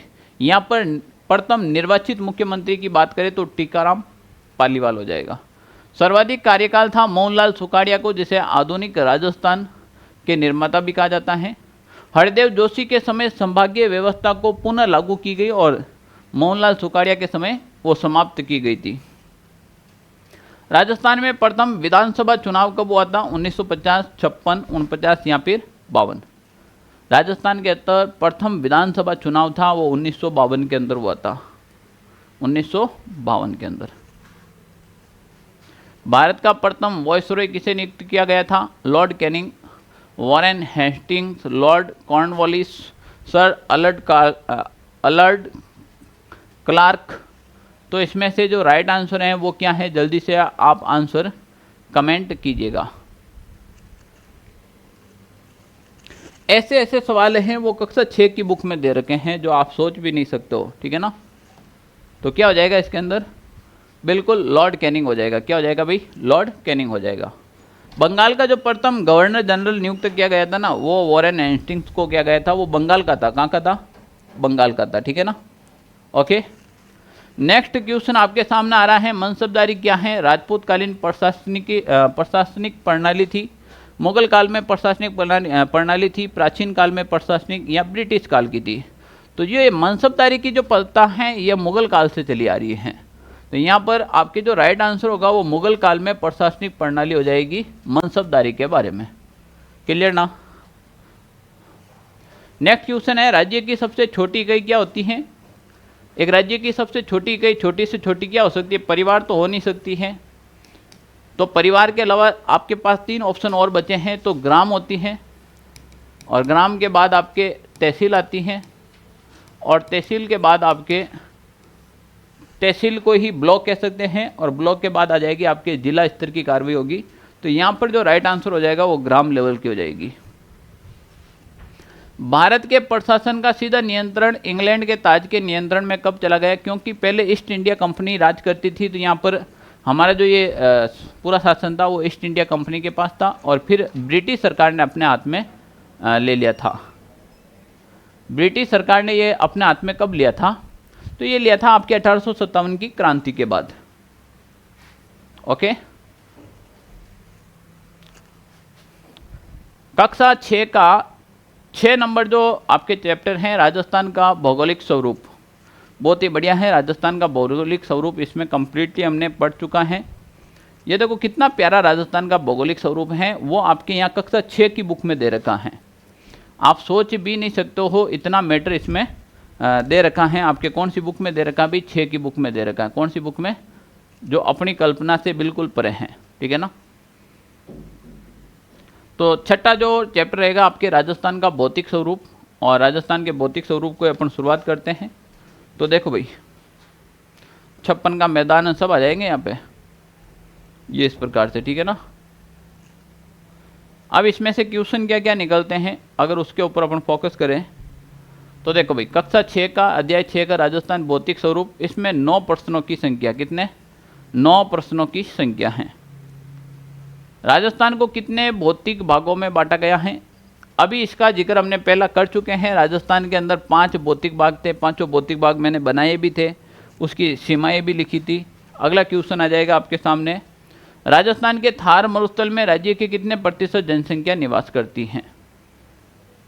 राजस्थान के यहाँ पर भौतिक भाग की बात करें तो 4 भागों में बांटा गया है, ठीक है ना। 4 भाग कौन कौन से हो जाएंगे? तो मैं यहाँ पर अगर आपको डिवाइड कर दूँ, पीछे मैप दे रखा है, मैप में डिवाइड कर दूँ, चलो।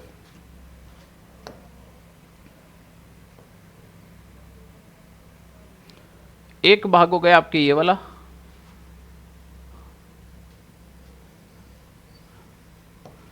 फिर इधर से हो जाएगी आपके अरावली पर्वतमाला,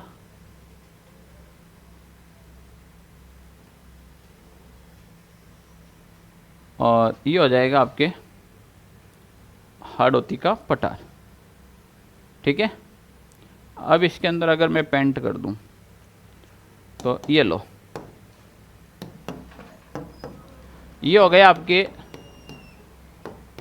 मरुस्थलीय प्रदेश।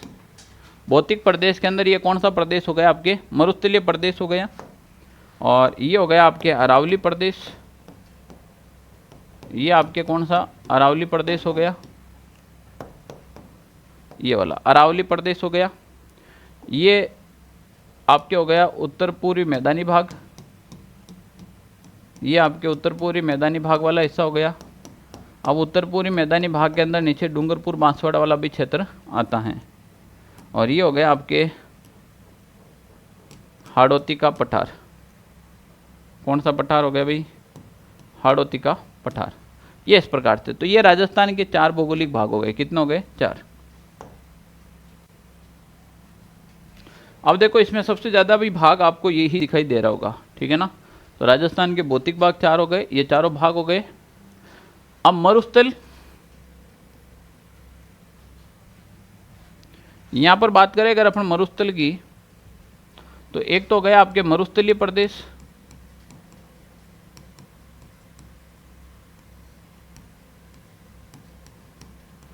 एक हो गया आपके अरावली प्रदेश, एक हो गया आपके पूर्वी मैदानी भाग,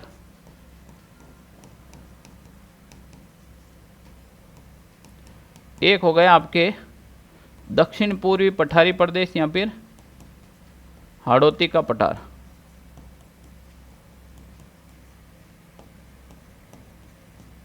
ठीक है ना। अगर अब इसमें यहाँ पर हमें पूछा गया है राजस्थान के थार मरुस्थल में कितने प्रतिशत जनसंख्या निवास करती है? मरुस्थलीय प्रदेश में करती है 40%, अरावली के अंदर करती है 10%, पूर्वी मैदानी भाग में करती है 39% और यहाँ पे करती है आपके 11%। ठीक है ना। तो सबसे ज़्यादा ही हैं वो मरुस्थलीय प्रदेश में करती हैं, पर सर्वाधिक जनसंख्या घनत्व है वो पूर्व मैदानी भाग का है। किसका हो जाएगा? पूर्वी मैदानी भाग का। ओके, नेक्स्ट क्वेश्चन आ गया, अरावली पर्वतमाला की सबसे ऊंची चोटी कौन सी है? तो अरावली पर्वतमाला की जो सबसे ऊंची चोटी है वो है आपके गुरु शिखर। ठीक है ना।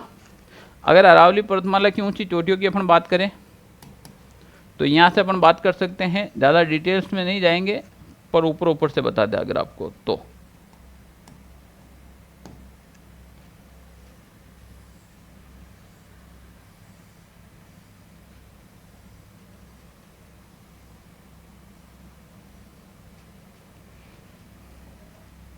ये हो गई भाई आपके अरावली की चोटियां।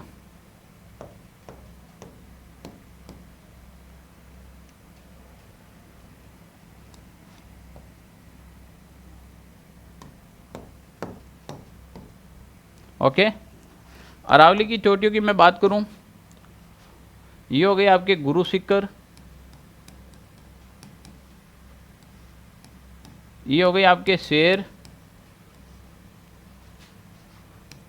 दिलवड़ा,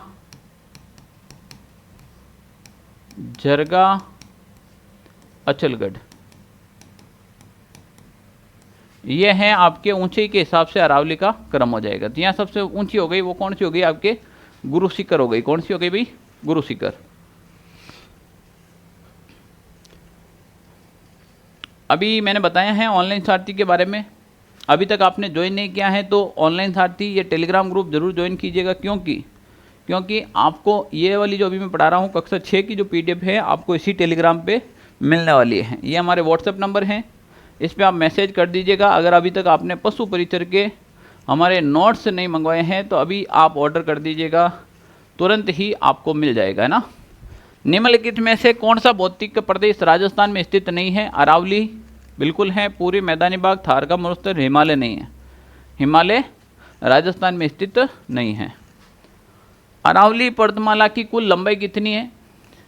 अरावली पर्वतमाला की लंबाई की मैं बात कर लूँ शॉर्ट तरीके से, मैं अगर आपको समझा दूँ तो देखें, मान लेते ये आपके राजस्थान है और अरावली निकलती है आपके राजस्थान में यहाँ से, ये रेड कलर की आपके अरावली हैं, यहाँ तक चलती हैं। तो यहाँ तक अरावली की जो कुल लंबाई है, अरावली की यहाँ तक जो कुल लंबाई है ये वाली, ये हैं आपके 692 kilometre. Okay, within right answer तो आपके यहीं पे आ गया। पर ये वाली जो राजस्थान के अंदर है, राजस्थान में है अरावली की 550 किलोमीटर। ओके, तो ये हो गया आपके राइट आंसर। निम्नलिखित में से किस भाग में राजस्थान जनसंख्या घनत्व सर्वाधिक है? अरावली प्रदेश, पूर्वी मैदानी भाग, दक्षिणी पूर्वी पठारी प्रदेश या फिर थार का मरुस्थल। जनसंख्या घनत्व की बात पूछी है यहाँ पर, तो जनसंख्या घनत्व है वो सबसे ज़्यादा हो जाएगा आपके पूर्वी मैदानी भाग, क्योंकि यहाँ का जो क्षेत्रफल है वो 23% क्षेत्रफल है और इसमें जो जनसंख्या निवास करती हैं वो आपके 39% करती है। तो इसका क्या हो जाएगा, क्षेत्रफल बिल्कुल ज़्यादा होगा। ओके, राजस्थान में बीहड़ या डांग उत्कट भूमि कहाँ पाई जाती हैं, तो ये चंबल, लूणी नदी, घग्गर नदी या फिर माही नदी। तो ये जो चंबल नदी है, चंबल नदी के बाव से आसपास में जो ज़मीनें कटकर आती है, जो मिट्टी कटकर आती हैं, वो जो दरारें होती हैं वो आपके बीहड़ या फिर डांग कहलाती है। बीहड़ और डांग भूमि है। आई बात समझ में? जो आपके कहाँ पर मिलेगी, चंबल नदी। कौन सी नदी भाई? चंबल नदी। ओके, अगला क्वेश्चन है आपके सामने, राजस्थान पूर्वी पठारी भाग में किस प्रकार की मिट्टी पाई जाती है? पूर्वी पठारी भाग, दक्षिणी भाग, सॉरी पूर्वी नहीं, दक्षिणी पूर्वी पठारी भाग यानी कि हाड़ौती के पठार का पूछ रहा है। कौन सा पठार हो जाएगा भाई? यहाँ पर पूछ रहा है आपके हाड़ौती के पठार, और हाड़ौती के पठार में कौन सी मिट्टी पाई जाती है? तो पहली बात, हाड़ौती का जो निर्माण हुआ था वो एक ज्वालामुखी से हुआ था। ज्वालामुखी के बाद जो लावा ठंडा हुआ उनसे जो मिट्टी बनी वो एकदम काली मिट्टी है। कैसी मिट्टी है? काली मिट्टी, काली चिकनी मिट्टी कहते हैं, ठीक है ना, जिसे अपनी देसी भाषा में कहते हैं माटी।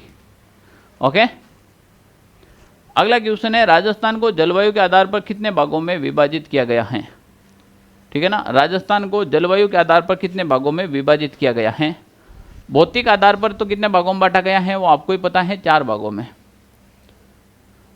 भौतिक आधार पर कितने भागों में बांट दिया गया है? बिल्कुल 4 भागों में बांटा गया है। यहाँ पर हमें किसके आधार पर पूछ लिया? जलवायु के आधार पर। तो जलवायु के आधार पर हो जाएंगे 5 भाग।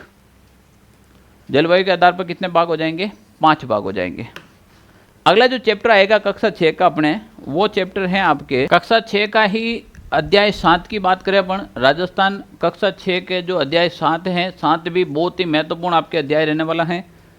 और कक्षा 6 की 7वां अध्याय बात करें तो ये पानी से संबंधित, नदियों से संबंधित आपके हैं, जो आपके एग्जाम में बहुत बार पूछा गया है। कौन सी नदी है जो अरब सागर में गिरती है, कौन सी नदी बंगाल की खाड़ी में गिरती है, कौन सी नदी है वो आंतरिक प्रवाह क्षेत्र के अंदर आती है, यानी कि अंत प्रवाह क्षेत्र में आती हैं। जो नदियों वाला चैप्टर है वो कक्षा 6 के अंदर दे रखा है, अब देख लीजिएगा आप। यानी कि कक्षा 6 की जो किताब है वो कितनी महत्वपूर्ण रहने वाली है। जितनी कक्षा 6 की किताब महत्वपूर्ण रहने वाली है, उतनी की उतनी राजस्थान में पशु परीक्षण की आप तैयारी कर रहे हो तो ये हस्तलिखित नोट्स आपके इंपॉर्टेंट रहने वाले हैं। अभी तक आपने ये नोट्स ऑर्डर नहीं किए हैं तो कर लीजिएगा। मैं अभी भी कह रहा हूँ, जिंदगी बार बार अवसर नहीं देती है, एक बार दिया है, कर लो। इसके अलावा ये कम्प्लीटली हमने ये बुक रीड आउट कर ली है। उसके बाद जो जो क्वेश्चन निकल रहे हैं उन क्वेश्चन के बारे में अपन अगर सीधी चर्चा करेंगे, ठीक है ना। ये कम्प्लीटली हमने पढ़ लिया, राणा प्रताप सागर के बारे में कम्प्लीटली, है ना। यहाँ से आपके क्वेश्चन निकलने शुरू होते हैं। अध्याय 6 कक्षा 6 अध्याय 7 जल संसाधन एवं संरक्षण। प्रश्न संख्या है आपके टोटली 10 प्रश्न संख्या है, जिसमें पहली प्रश्न संख्या आपके सामने है, निम्नलिखित में से कौन सी नदी बंगाल की खाड़ी अपवाह तंत्र का हिस्सा नहीं है? बंगाल की खाड़ी में नहीं गिरती हैं, वो बताना है आपको। तो प्यारे विद्यार्थियों, पश्चिमी बनास तो गिरती हैं, चंबल भी गिरती हैं, काली सिंध भी गिरती है, जबकि बनास नहीं गिरती है। कौन सी नहीं गिरती है भाई? बनास नहीं गिरती है। तो इसका राइट आंसर क्या हो जाएगा आपके सामने? 1 हो जाएगा। इसका राइट आंसर क्या हो जाएगा? 1। यानी कि ये बीच में आ गई आपके कौन सी माला? अरावली पर्वतमाला आ गई। ये कौन सी पर्वतमाला आ गई? ये अरावली पर्वतमाला आ गई। 1 मिनट के लिए अपन मान लेते हैं। अरावली के इस तरफ से अगर कोई भी नदी निकलेगी तो वो जाएगी आपके बंगाल की खाड़ी में। किसकी खाड़ी में जाएगी? बंगाल की खाड़ी में जाएगी। ये इधर आ गई बंगाल, ये इधर आ गया भाई आपके बंगाल, ये इधर जाएगी। कोई भी नदी है तो वो इधर जाएगी आपके बंगाल की खाड़ी में, और इधर जाएगी कोई भी तो वो जाएगी अरब सागर में।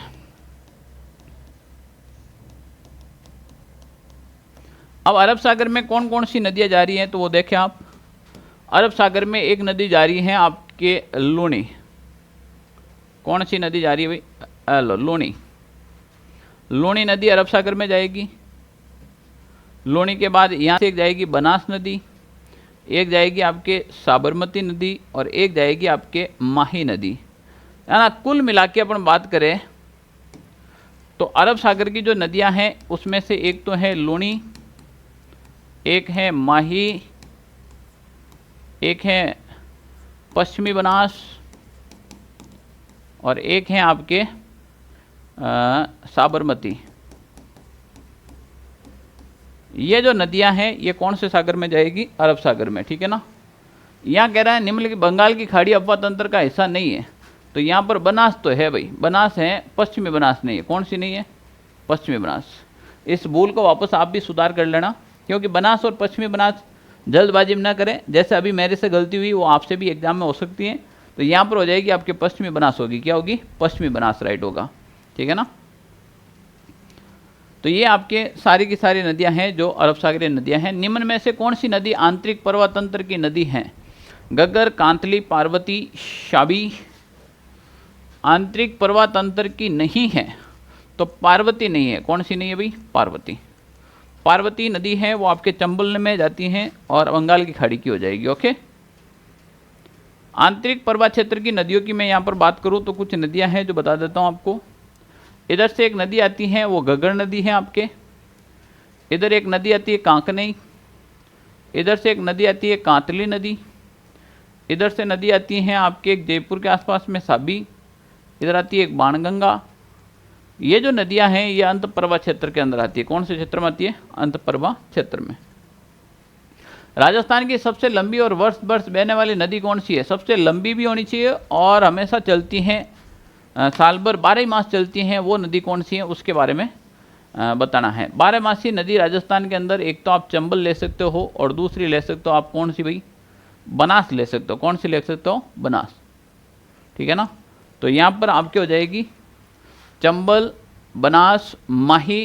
तो इसमें से चंबल और माही तो कंटिन्यू चलती है, बनास चलती है पर इतनी नहीं चलती है।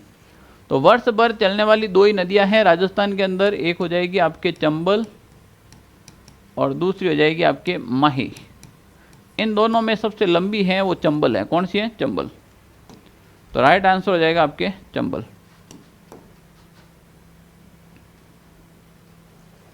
निम्नलिखित में से कौन सी नदी बनास नदी की सहायक नदी नहीं है? कोठारी, जाखम, जवई या पार्वती। कौन सी नदी बनास नदी की सहायक नदी नहीं है? कोठारी है, जाखम नदी नहीं है। जाखम तो आपके माही की सहायक नदी है, यानी कि ये माही है, ये सोम और ये जाखम। तो ये हो जाएगी आपके सोम नदी, ये हो जाएगी आपके जाखम नदी और ये हो जाएगी आपके माही नदी। तो माही, सोम, जाखम ये तीनों नदियां हैं, ये आपके माही की हो जाएगी। और यहाँ त्रिवेणी संगम भी बनता है। कौन सा संगम बनता है? त्रिवेणी संगम, जहाँ पर बेणेश्वर धाम डूंगरपुर है। बेणेश्वर धाम डूंगरपुर। ओके, बनास नदी की कुल लंबाई कितनी किलोमीटर है? जल्दी से आंसर कमेंट कीजिएगा। बनास नदी की कुल लंबाई है वो कितना किलोमीटर स्थित है? बनास, चंबल, लूणी ऐसी नदियों की जो आपके लंबाई है वो आपको ध्यान रखनी चाहिए। 440, 460, 490, 480। तो पहले की 480 है, अभी वर्तमान में इस नदी की लंबाई है वो 512 किलोमीटर बताई जाती है, ठीक है ना। तो दोनों आंकड़े आपको याद रखने चाहिए। अगला क्वेश्चन है बाणगंगा नदी का उद्गम स्थल कौन सा है? मध्य प्रदेश के विंध्याचल पर्वत से, जयपुर के बैराट की पहाड़ी से, हिमाचल प्रदेश की शिवालिक, राजसमंद जिले की खमनोर की पहाड़ी। खमनोर की पहाड़ी से तो उद्गम होता है बनास नदी का। कौन सी नदी? बनास नदी। शिवालिका की पहाड़ियां से होती हैं आपके कौन सी नदी भी? सतलज।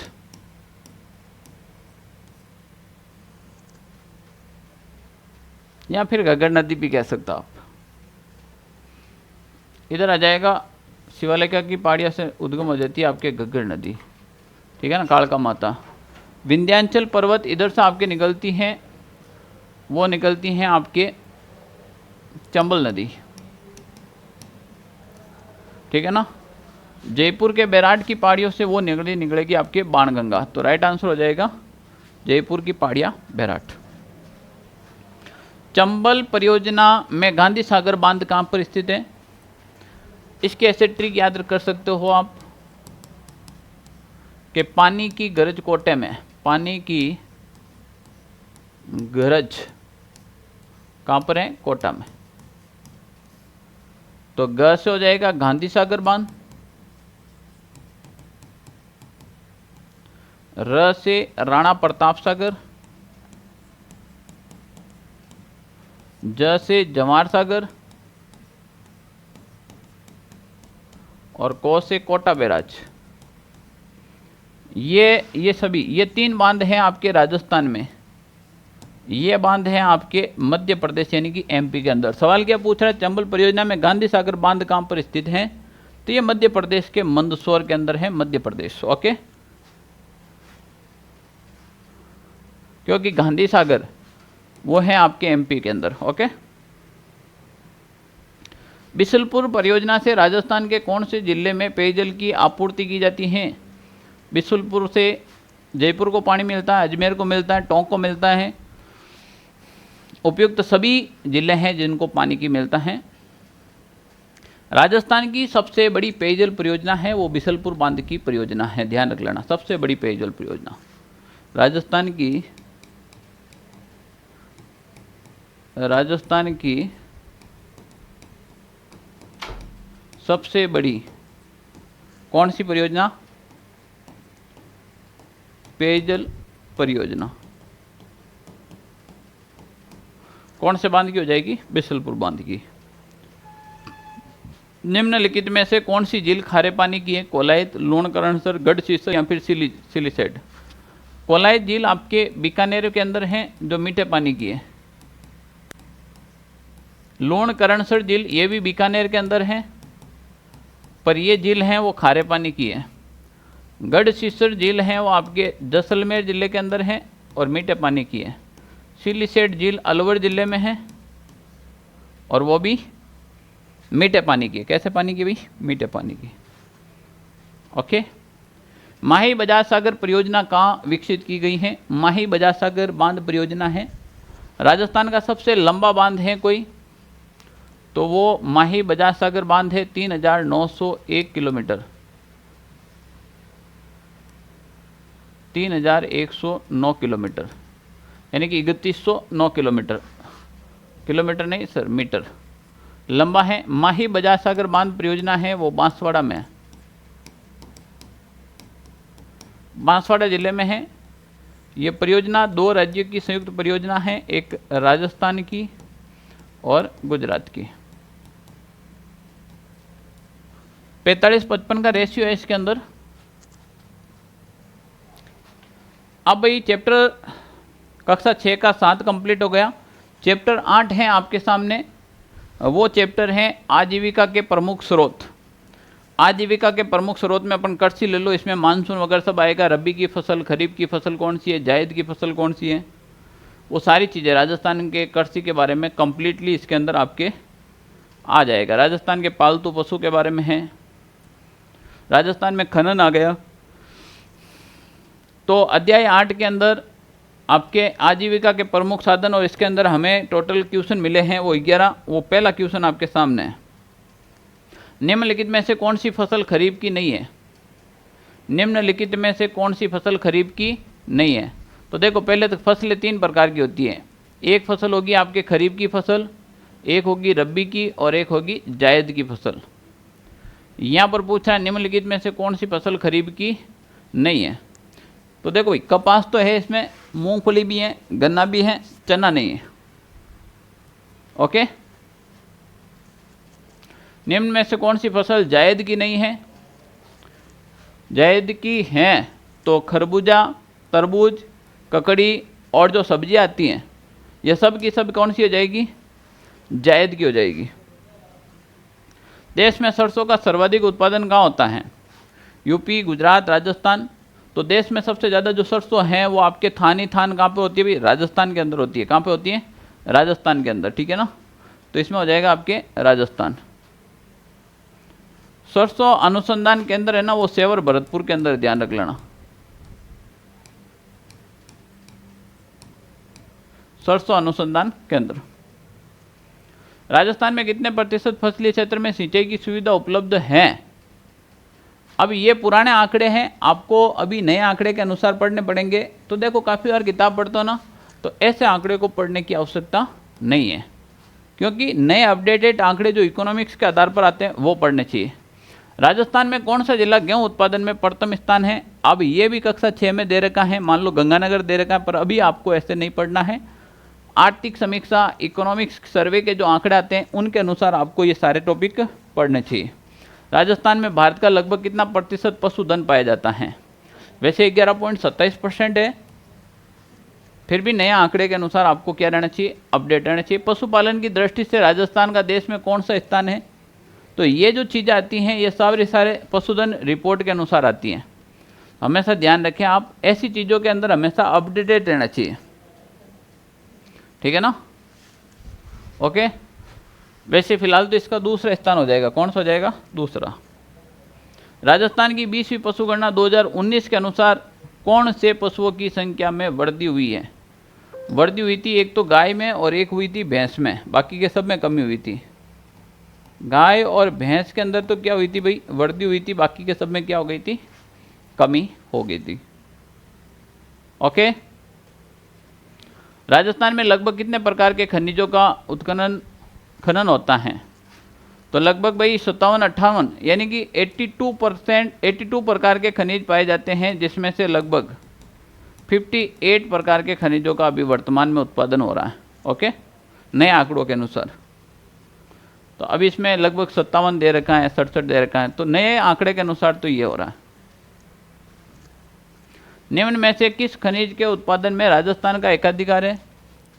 सीसा में राजस्थान का, जस्ता में राजस्थान का, जिप्सम में, वोलेस्टोनाइट के अंदर, चांदी के अंदर, आपकी ये ले लो ना अब्रक के अंदर, ये एकाधिकार रखता है राजस्थान, है ना?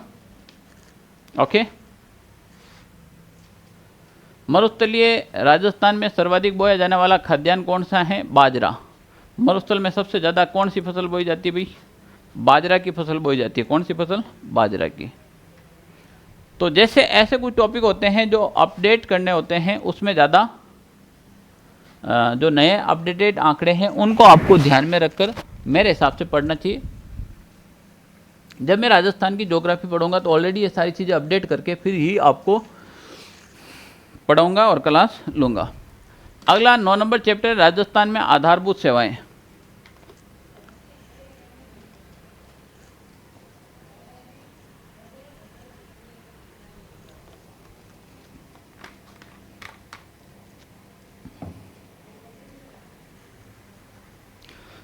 आधारभूत सेवाएं में शिक्षा आ जाएगी, साक्षरता वगैरह सब चीज़ें इसमें आ जाती हैं। स्वास्थ्य सेवाएं हो, कोई भी सेवाएं हो, ठीक है ना, रेल परिवहन वगैरह वगैरह सब चीज़ें।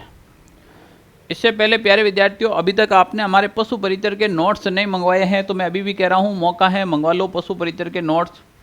264 पेज की ये नोट्स बुक हैं। इसके अंदर एक साथ में आपको मिलेगा पोस्टर, साथ में मिलेंगे आपको 25 मॉडल पेपर ऑनलाइन, और उसके अलावा आपको मिलेगी होम डिलीवरी फ्री। ये टोटल ही मैटर मिलने वाला है मात्र और मात्र 240 रुपये के अंदर आपको आपके घर तक पहुंचाने की जिम्मेदारी मेरी है। मैं कहता हूं दिसंबर तक आप इन नोट्स को 5 से 6 बार पढ़ लो, आपको सिलेक्शन से कोई नहीं रोक सकता है। देख लीजिए कि कितना प्यारा, कितनी अच्छी सी ट्रिक के साथ एकदम मस्त वाले लिख रखे हैं भाई। साथ में इमेजें जोड़ रखी हैं, ये देखो Ayrshire, Brown Swiss, Red Dane, ठीक है ना, सारी चीज़ें इसके अंदर डाल रखी है। जैसे ये भैंस के इस प्रकार से देखो, महसाणा कैसी है, मुरा नस्ल की कैसी है, सुरती नस्ल की भैंस कैसी होती है, नीली रावी कैसी होती है, भदावरी कैसी होती है, जाफराबादी कैसी होती है, एकदम प्यारे प्यारे, ठीक है ना। अब हम बात करें कक्षा 6 का चैप्टर संख्या 10 के बारे में बात करें हैं। ये रहा आपके सामने अध्याय 9, सॉरी 10 नहीं 9, राजस्थान में आधारभूत सेवाएं हैं। इसके अंदर 8% मिले हैं हमें। वो 8% कौन कौन से हैं?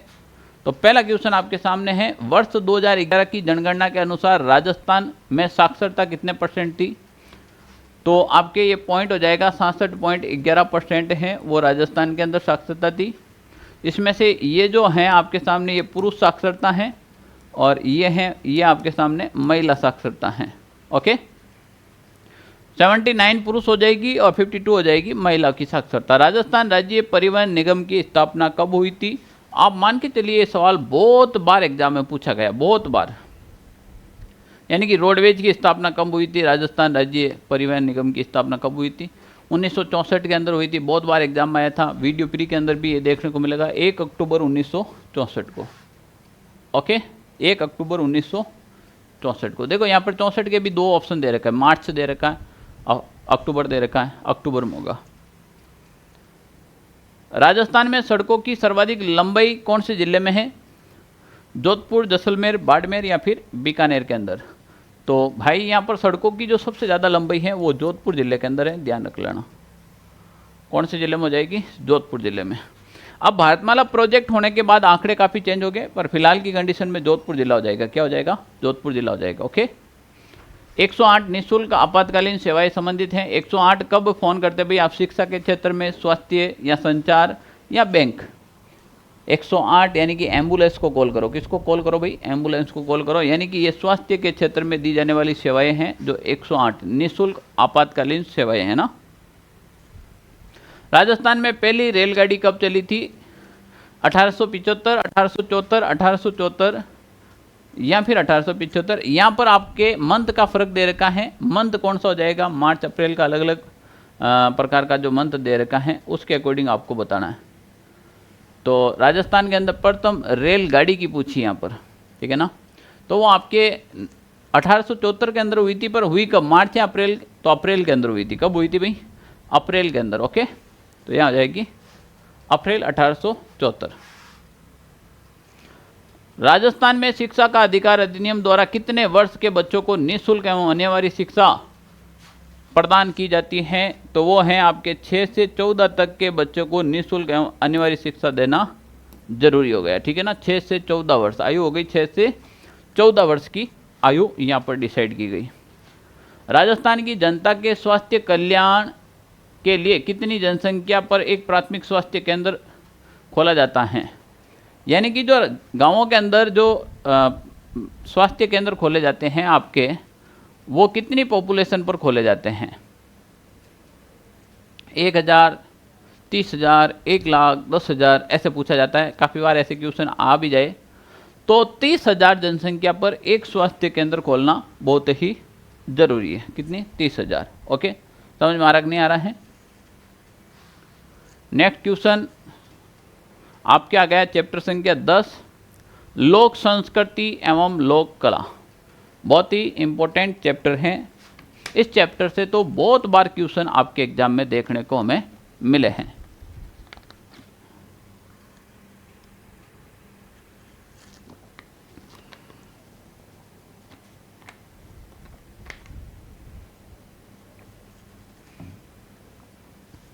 कक्षा 6 की बुक पढ़कर आपको मज़ा आया होगा, मुझे ऐसा लग रहा है, क्योंकि अब धीरे धीरे अपन कक्षा 6 की बुक के एंडिंग चैप्टर में आ रहे हैं। जैसे हमने चैप्टर 10 के अंदर आ गए हैं, तो मुझे लगता है कहीं ना कहीं आपको लगा होगा कि भाई कक्षा 6 के अंदर भी इतना प्यारा और इतना बढ़िया मैटर दे रखा है ना।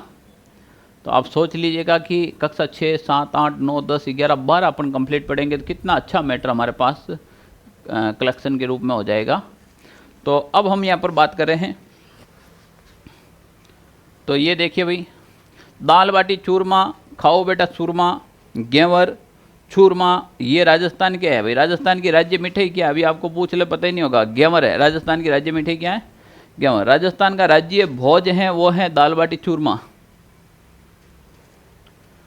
बाजरे का खींच आपने कभी खाया हो तो, केर सांगरी के बारे में, मक्की की रोटी के बारे में, राजस्थान के खान पान की विधियाँ हैं, वेशभूषा इसमें दे रखी है आपके, मनोरंजन के पारंपरिक जो संसाधन है जैसे नृत्य वगैरह है इसमें, मेले त्यौहार में आपके घनघोर दे रखी हैं, तीज, शीतलाष्टमी, अक्षय तृतीया का मतलब होता है आखा तीज, आखा तीज के बारे में दे रखा है, पुष्कर मेला, राजस्थान के प्रमुख मेले, पुष्कर मेले, कैला देवी का मेला, महावीर जी का मेला। ये देखो कक्षा 6 के अंदर ये सारे मैटर दे रखे हैं आपके। कोटा का दशहरा मेला प्रसिद्ध है, हरियाली अमावस्या के अंदर जो मेले होते हैं। अब देखो ये बहुत बार सवाल आया था, महाराणा फतेह सिंह ने 1899 ईस्वी में यहाँ पर मेले की शुरुआत की थी। कहाँ पर? फतेह सागर झील, उदयपुर। अब यहाँ से सवाल आते हैं और बच्चे कहते हैं ये सवाल कहाँ से आ रहे हैं? अरे सवाल कक्षा 6 की बुक से आ रहे हैं। ख्वाजा मोइनुद्दीन चिश्ती के बारे में आ रहा है, बेणेश्वर मेला के बारे में आ रहा है, करणी माता के मेले के बारे में आ रहा है। देर है केवल पढ़ने की। खाटू श्याम जी का मेला, बाबा रामदेव जी का मेला, गलियाकोट का उर्स और राजस्थान के अन्य मेले। कितना प्यारा चैप्टर दे रखा है। प्रमुख लोक देवता देखो भाई, गोगा जी के बारे में, राजस्थान के 5 प्रमुख पीर। अब ये कितनी बार एग्जाम में आ रखा है, रामदेव जी, पाबू जी, मेहा जी, हड़बू जी, गोगा जी, ठीक है ना। गोगा जी चौहान शासक थे और गोरखनाथ से प्रभावित थे। अब यानी गुरु का नाम गोरखनाथ जी, तो देखो गोगा जी के बारे में कंप्लीट दे रखा है, तेजा जी के बारे में, पाबू जी के बारे में, रामदेव जी के बारे में। अंबाल अटे यहाँ मैटर कम दिया है, पर देखो जहाँ से मैटर दिया वहाँ सवाल बन रहा। पाबू जी राठौड़ को ऊँटों के देवता कहते सवाल आ रखा है। कोलू मंडी इनका मुख्य स्थान है, सवाल आ रखा है। फड़ चित्रण पाबू जी का जीवन चरित्र दिखाता है, सवाल आ रखा है। तो सवाल तो कहीं से कहीं बढ़ेंगे। ये देखो, ये तेजा जी हो गए, पाबू जी, रामदेव जी, मीरा भाई, देखो कैसे पूरे के पूरे एकदम डायग्राम के साथ भी आपको बता रखे हैं। संत दादू दयाल के बारे में, संत जाम्बो जी के बारे में, जसनाथ जी, सरदानाथ जी, यहाँ से एक बार सवाल आया था। अब देखो, ये सरदानाथ जी जब आया था तो लोगों के तोते उड़ गए थे, पर यह कक्षा 6 की बुक से आया था। राजस्थान के शेखावटी क्षेत्र में संत सरदानंद जी के स्वयं शिक्षित न होते हुए भी जन जन में शिक्षा की अलग जगह थी, और यहाँ से सवाल आया था कि सरदानंद जी का संबंध किस क्षेत्र से है? शेखावटी से। कौन से वटी से? शेखावटी से। यहाँ से सवाल आ रखा है। अब काफ़ी विद्यार्थियों ने अभी तक सुना भी नहीं होगा, फर्स्ट बार सुन रहे होंगे इनका नाम। हस्तकला के अंदर काष्ठ कला है, मूर्ति कला है, इनके बारे में दे रखा है। टेराकोटा कला, ब्लू पोट्री कला कृपाल सिंह शेखावत को मिला था। यहाँ पर मोहनलाल कुमाऊत को पद्मश्री दिया गया। लाखा काम है, आभूषण है, कितने प्यारे प्यारे मैटर दे रखे हैं। कपड़े की रंगाई छपाई है, काशीदकारी, गोटाकारी, ये देखो कक्षा 6 की बुक में दे रखे हैं। चलो हम चैप्टर 15 क्वेश्चन इसमें से टोटल बने हैं, वो 15 क्वेश्चन अपन कर लेते हैं। कक्षा 6 का अध्याय, ये अपने लास्ट टॉपिक रहेगा, तो बहुत ही प्यारा है। और इस टॉपिक से तो 100% क्वेश्चन आएगा, मैं अभी बता देता हूँ। थोड़ी व्याख्या भी करेंगे। राजस्थान के कौन से क्षेत्र में सर्वाधिक आदिवासी रहते हैं? तो राजस्थान के उत्तरी राजस्थान, दक्षिणी राजस्थान, पूर्वी राजस्थान या पश्चिमी राजस्थान। राजस्थान के दक्षिणी राजस्थान के अंदर, दक्षिणी राजस्थान में मैं बात करूँ तो मेवाड़ क्षेत्र और वागड़ क्षेत्र, यहाँ पर सर्वाधिक क्या रहते हैं भाई? आदिवासी। मेवाड़ क्षेत्र के अंदर मैं बात कर लूँ तो यहाँ पर आ जाएगा आपके उदयपुर, यहाँ आ जाएगा आपके राजसमंद, और यहाँ पर आ जाएगा आपके चित्तौड़गढ़। कौन सा गढ़ हो जाएगा? चित्तौड़गढ़। वागड़ क्षेत्र की अपन बात करें तो वागड़ क्षेत्र के अंदर आ जाएगा एक क्या आप डूंगरपुर, और एक आ जाएगा आपके बांसवाड़ा। ओके, तो ये सभी दक्षिणी राजस्थान के अंदर आते हैं, और यहाँ पर सर्वाधिक क्या पाई जाती है भाई? जनजातियाँ। निम्नलिखित में से कौन सी भाषा पश्चिमी राजस्थान में बोली जाती है? भाषा एलपी टेसीटोरी ने 2 प्रकार से विभाजन किया था, एक आपके पूर्वी राजस्थानी भाषा और एक हो जाएगी आपके पश्चिमी राजस्थानी भाषा। तो यहाँ पर पूछा है कि पश्चिमी राजस्थानी भाषा बोली जाती है, तो वो हो जाएगी आपके वागड़ी है, वो पश्चिमी राजस्थानी की उपबोली है। हाड़ौती, मेवाती और अहिर वाटी हो जाएगी, वाली नहीं होगी। ये जो भाषाएं हैं ये आपके पूर्वी राजस्थानी की उपबोलियाँ हैं। आई बात समझ में? या राइट आंसर होगा आपके वागड़ी भाषा। राजस्थान में गणगौर त्यौहार कब मनाया जाता है? चैत्र शुक्ल तृतीया से ये मनाया जाता है, क्योंकि हमारे यहाँ प्रसिद्ध एक कहावत हुई कि तीज त्योहारा बावड़ी ले डूबी गणगौर। तीज से त्योहारों की शुरुआत होती है और गणगौर के दिन समाप्त हो जाते हैं। चैत्र महीने के शुक्ल पक्ष में गणगौर आती है। मैं गणगौर की बात करूं, देखो इसमें गण और गौर, गण गौर, गण का मतलब तो होता है ईश्वर जी, गौर का मतलब होती है पार्वती, ठीक है ना। और गणगौर की सवारी प्रसिद्ध है आपके जयपुर की। गुलाबी गणगौर और चुनड़ी गणगौर नाथ द्वारा राजसमंद की प्रसिद्ध है। गुलाबी गणगौर कहाँ की प्रसिद्ध है? नाथ द्वारा राजसमंद की। नाथ द्वारा राजसमंद की कौन सी गणगौर प्रसिद्ध है भाई? गुलाबी गणगौर प्रसिद्ध है। चुनड़ी गणगौर भी यहीं की प्रसिद्ध है। जैसलमेर के अंदर आज भी बिना गण की घोड़ सवारी निकाली जाती है, क्योंकि जैसलमेर के गण को बीकानेर वालों ने चुरा लिया था। लूट लिया था, इसकी एक बड़ी कहानी है।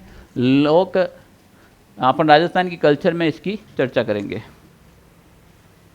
राजस्थान में कजली तीज कब मनाई जाती है? कजली तीज का मतलब होता है बड़ी तीज, यानी कि कजली तीज को ही कहा जाता है बड़ी तीज।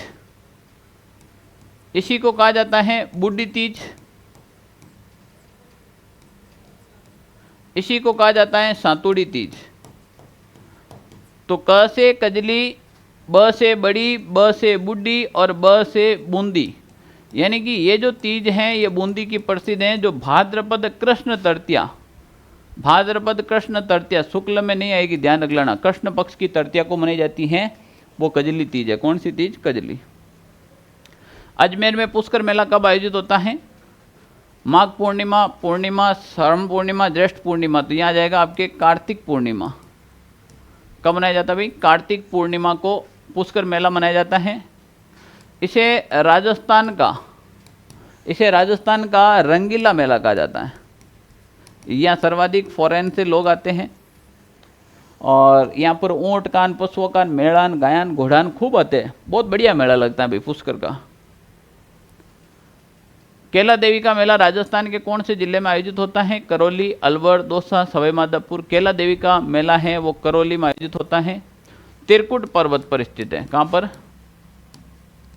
त्रिकुट पर्वत पर। ये मेला आयोजित होता है चैत्र शुक्ल पक्ष की अष्टमी के दिन ये मेला आयोजित होता है और इस मेले को कहा जाता है राजस्थान का लक्की मेला, राजस्थान का लक्की मेला। ओके। उदयपुर में हरियाली अमावस्या को मेला कब आयोजित हुआ था? 1899 की बात थी। इसके अलावा राजस्थान में जो हरियाली अमावस्या का मेला है वो एक आपके मनाया जाता है मांगलियावास ब्यावर।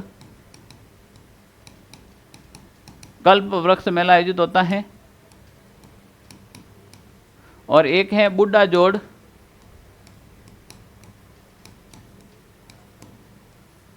श्री गंगानगर, अब अनूपगढ़ में चला गया ना। बेणेश्वर मेला राजस्थान के कौन से जिले में आयोजित होता है? बेणेश्वर मेला राजस्थान के अंदर डूंगरपुर जिले में आयोजित होता है, सोम माही जाखम नदी पर। यह मेला है आपके माघ पूर्णिमा को आयोजित होता है। इसे कहा जाता है आदिवासियों का कुंभ, आदिवासियों का कुंभ कहा जाता है इस मेले को। इस मेले को कहा जाता है भाई आपके मेवाड़ का कुंभ। इस मेले को कहा जाता है आपके भीलों का कुंभ। ओके, तो सभी इसमें आ जाएंगे आपके। क्वेश्चन है दाऊदी बोहरा समाज की आस्था का निम्नलिखित में से सबसे बड़ा केंद्र कौन सा है? तो ये गलियाकोट का उर्स है, ये दाऊदी बोहरा समुदाय से संबंधित है जो आपके डूंगरपुर के अंदर है। गलियाकोट रमकड़ा उद्योग के लिए भी प्रसिद्ध है। रमकड़ा होते हैं ना जिसे अपन खिलौना कहते हैं अपनी भाषा में, वो डूंगरपुर के प्रसिद्ध है भाई। अब आ गया भाई निम्नलिखित में से कौन से देवता 5 पीरों में शामिल नहीं हैं? रामदेव जी, पाबू जी, गोगा जी, तेजा जी, ये आपको कंफ्यूज करेंगे। तेजा जी पंचपीर में शामिल नहीं है, ध्यान रख लेना। एक ही नाम याद रख लेना, गोपाराम, गोपाराम, एक नाम तो याद रख सकते हो ना। तो देखो 5 लोग देवता, गो माने गोगा जी, पा यानी कि पाबू जी राठौड़, रा यानी रामदेव जी, ह यानी हड़बू जी और म यानी मेहा जी। यानी कि गोपाराम का मतलब समझ गए ना आपने। ये आपके ट्रिक से याद हो जाएंगे। 5 लोक देवता हैं जिसे पंचपीर में शामिल किए गए हैं। ओके, बहुत बार एग्जाम आते। तेजा जी नहीं है पंचपीर में शामिल। तेजा जी तो सबसे सर्वाधिक लोकप्रिय देवता हैं। राजस्थान में सर्वाधिक लोकप्रिय देवता पूछ ले तो फिर तेजा जी होंगे। कौन होंगे? तेजा जी। दादू जी की अकबर से भेंट कहाँ पर हुई थी? ये दादू जी की अकबर से भेंट भगवान दास के समय हुई थी। आमेर के शासक थे और वो हुई थी फतेहपुर सीकरी के अंदर। कहाँ पर हुई थी भाई? फतेहपुर सीकरी के अंदर हुई थी। सवाल ये भी आ सकता है अकबर के समकालीन राजस्थान के कौन से संत हुए? तो संत दादू दयाल हुए थे। जाम्बोजी का जन्म कहाँ पे हुआ था? बिल्कुल जाम्बोजी का जन्म पीपासर नागौर के अंदर हुआ था, पर इनका जो मुख्य स्थान है वो आपके बीकानेर के अंदर हो जाएगा। जाम्बोजी का बचपन का नाम था धनराज। इनको मानने वाले विष्णु संप्रदाय के लोग कहलाते हैं, जो इनके 29 नियमों को फॉलो करते हैं। टेराकोटा हस्तकला कहाँ की प्रसिद्ध है? ये टेराकोटा हस्तकला है, ये मोलेला गांव राजसमंद की प्रसिद्ध है। और यहाँ का मोहनलाल कुमाऊद को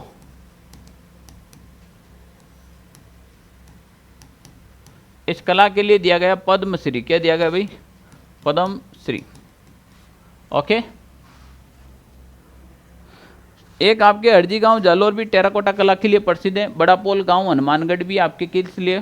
टेराकोटा कला के लिए प्रसिद्ध है। चूहों के कारण किस मंदिर को जाना जाता है? बिल्कुल आप सबको पता है, करणी माता को चूहों की देवी कहा जाता है और इस मंदिर को चूहों का मंदिर भी कहा जाता है। बहुत इंपॉर्टेंट क्वेश्चन है, ऐसे क्वेश्चन करने में भी मजा आता है। ऊँटों के देवता किसे कहते हैं? पाबूजी राठौड़ को कहते हैं। मंदिर कोलूमंड के अंदर है। मेला कब लगता है भाई? चैत्र अमावस्या को लगता है। पाबूजी राठौड़ के भक्तों का तो रायका रेबारी जाति के भक्त हैं। इनके सफ़ेद रंग की ध्वजा होती हैं मंदिर पर। भजनों पर थाली नृत्य किया जाता है। फड़ का वाचन भील जाति के बोपे द्वारा, पावड़े वाचन रायका जाति के बोपों द्वारा। ठीक है ना। कोलूमंड के अंदर इनका मंदिर है। पिता का नाम राव धांधल जी, माता का नाम कमला दे। पर ये सारे लोक देवता में। प्यारे विद्यार्थियों, इस अभी तक मैंने जो कक्षा 6 की नोट्स बुक पढ़ी है, इसकी पीडीएफ आपको मिलेगी ऑनलाइन सारथी टेलीग्राम ग्रुप पे। तो अभी आपने ज्वाइन नहीं किया है तो जल्दी से ज्वाइन कर लीजिएगा। और आप राजस्थान सेगमेंट में कोई भी तैयारी कर रहे हैं तो ये क्लास आपके लिए सबसे ज़्यादा इंपॉर्टेंट रहने वाली है। पशु परिचर की अगर आप भर्ती की तैयारी कर रहे हो तो सामाजिक अध्ययन वाला मैटर है, वो यही मैटर यहाँ से आने वाला है। तो हम यहाँ से भी आपको कंप्लीट पढ़ा रहे हैं। अगर आप पशु परिचर की तैयारी कर रहे हैं तो प्यारे विद्यार्थियों, मैं अभी भी आपको बता देता हूँ, ये चीज़ बता देता हूँ कि आपने हमारे नोट्स अभी तक ऑर्डर नहीं किए हैं तो आप नोट्स ऑर्डर कर लीजिएगा। ये वाले नोट्स आपको दोबारा ऐसे अच्छे से नोट्स मिलने वाले नहीं हैं। और नोट्स के लिए अभी जो मैंने व्हाट्सएप नंबर बताए थे, उस व्हाट्सएप नंबर के ऊपर मैसेज करना है। जय हिंद साथियों, मिलते हैं फिर एक नई क्लास के साथ जो होगी कक्षा 7 की। तो कंटिन्यू क्लासें चलती रहेगी, मिलते रहेंगे फिर एक नई क्लास में। धन्यवाद।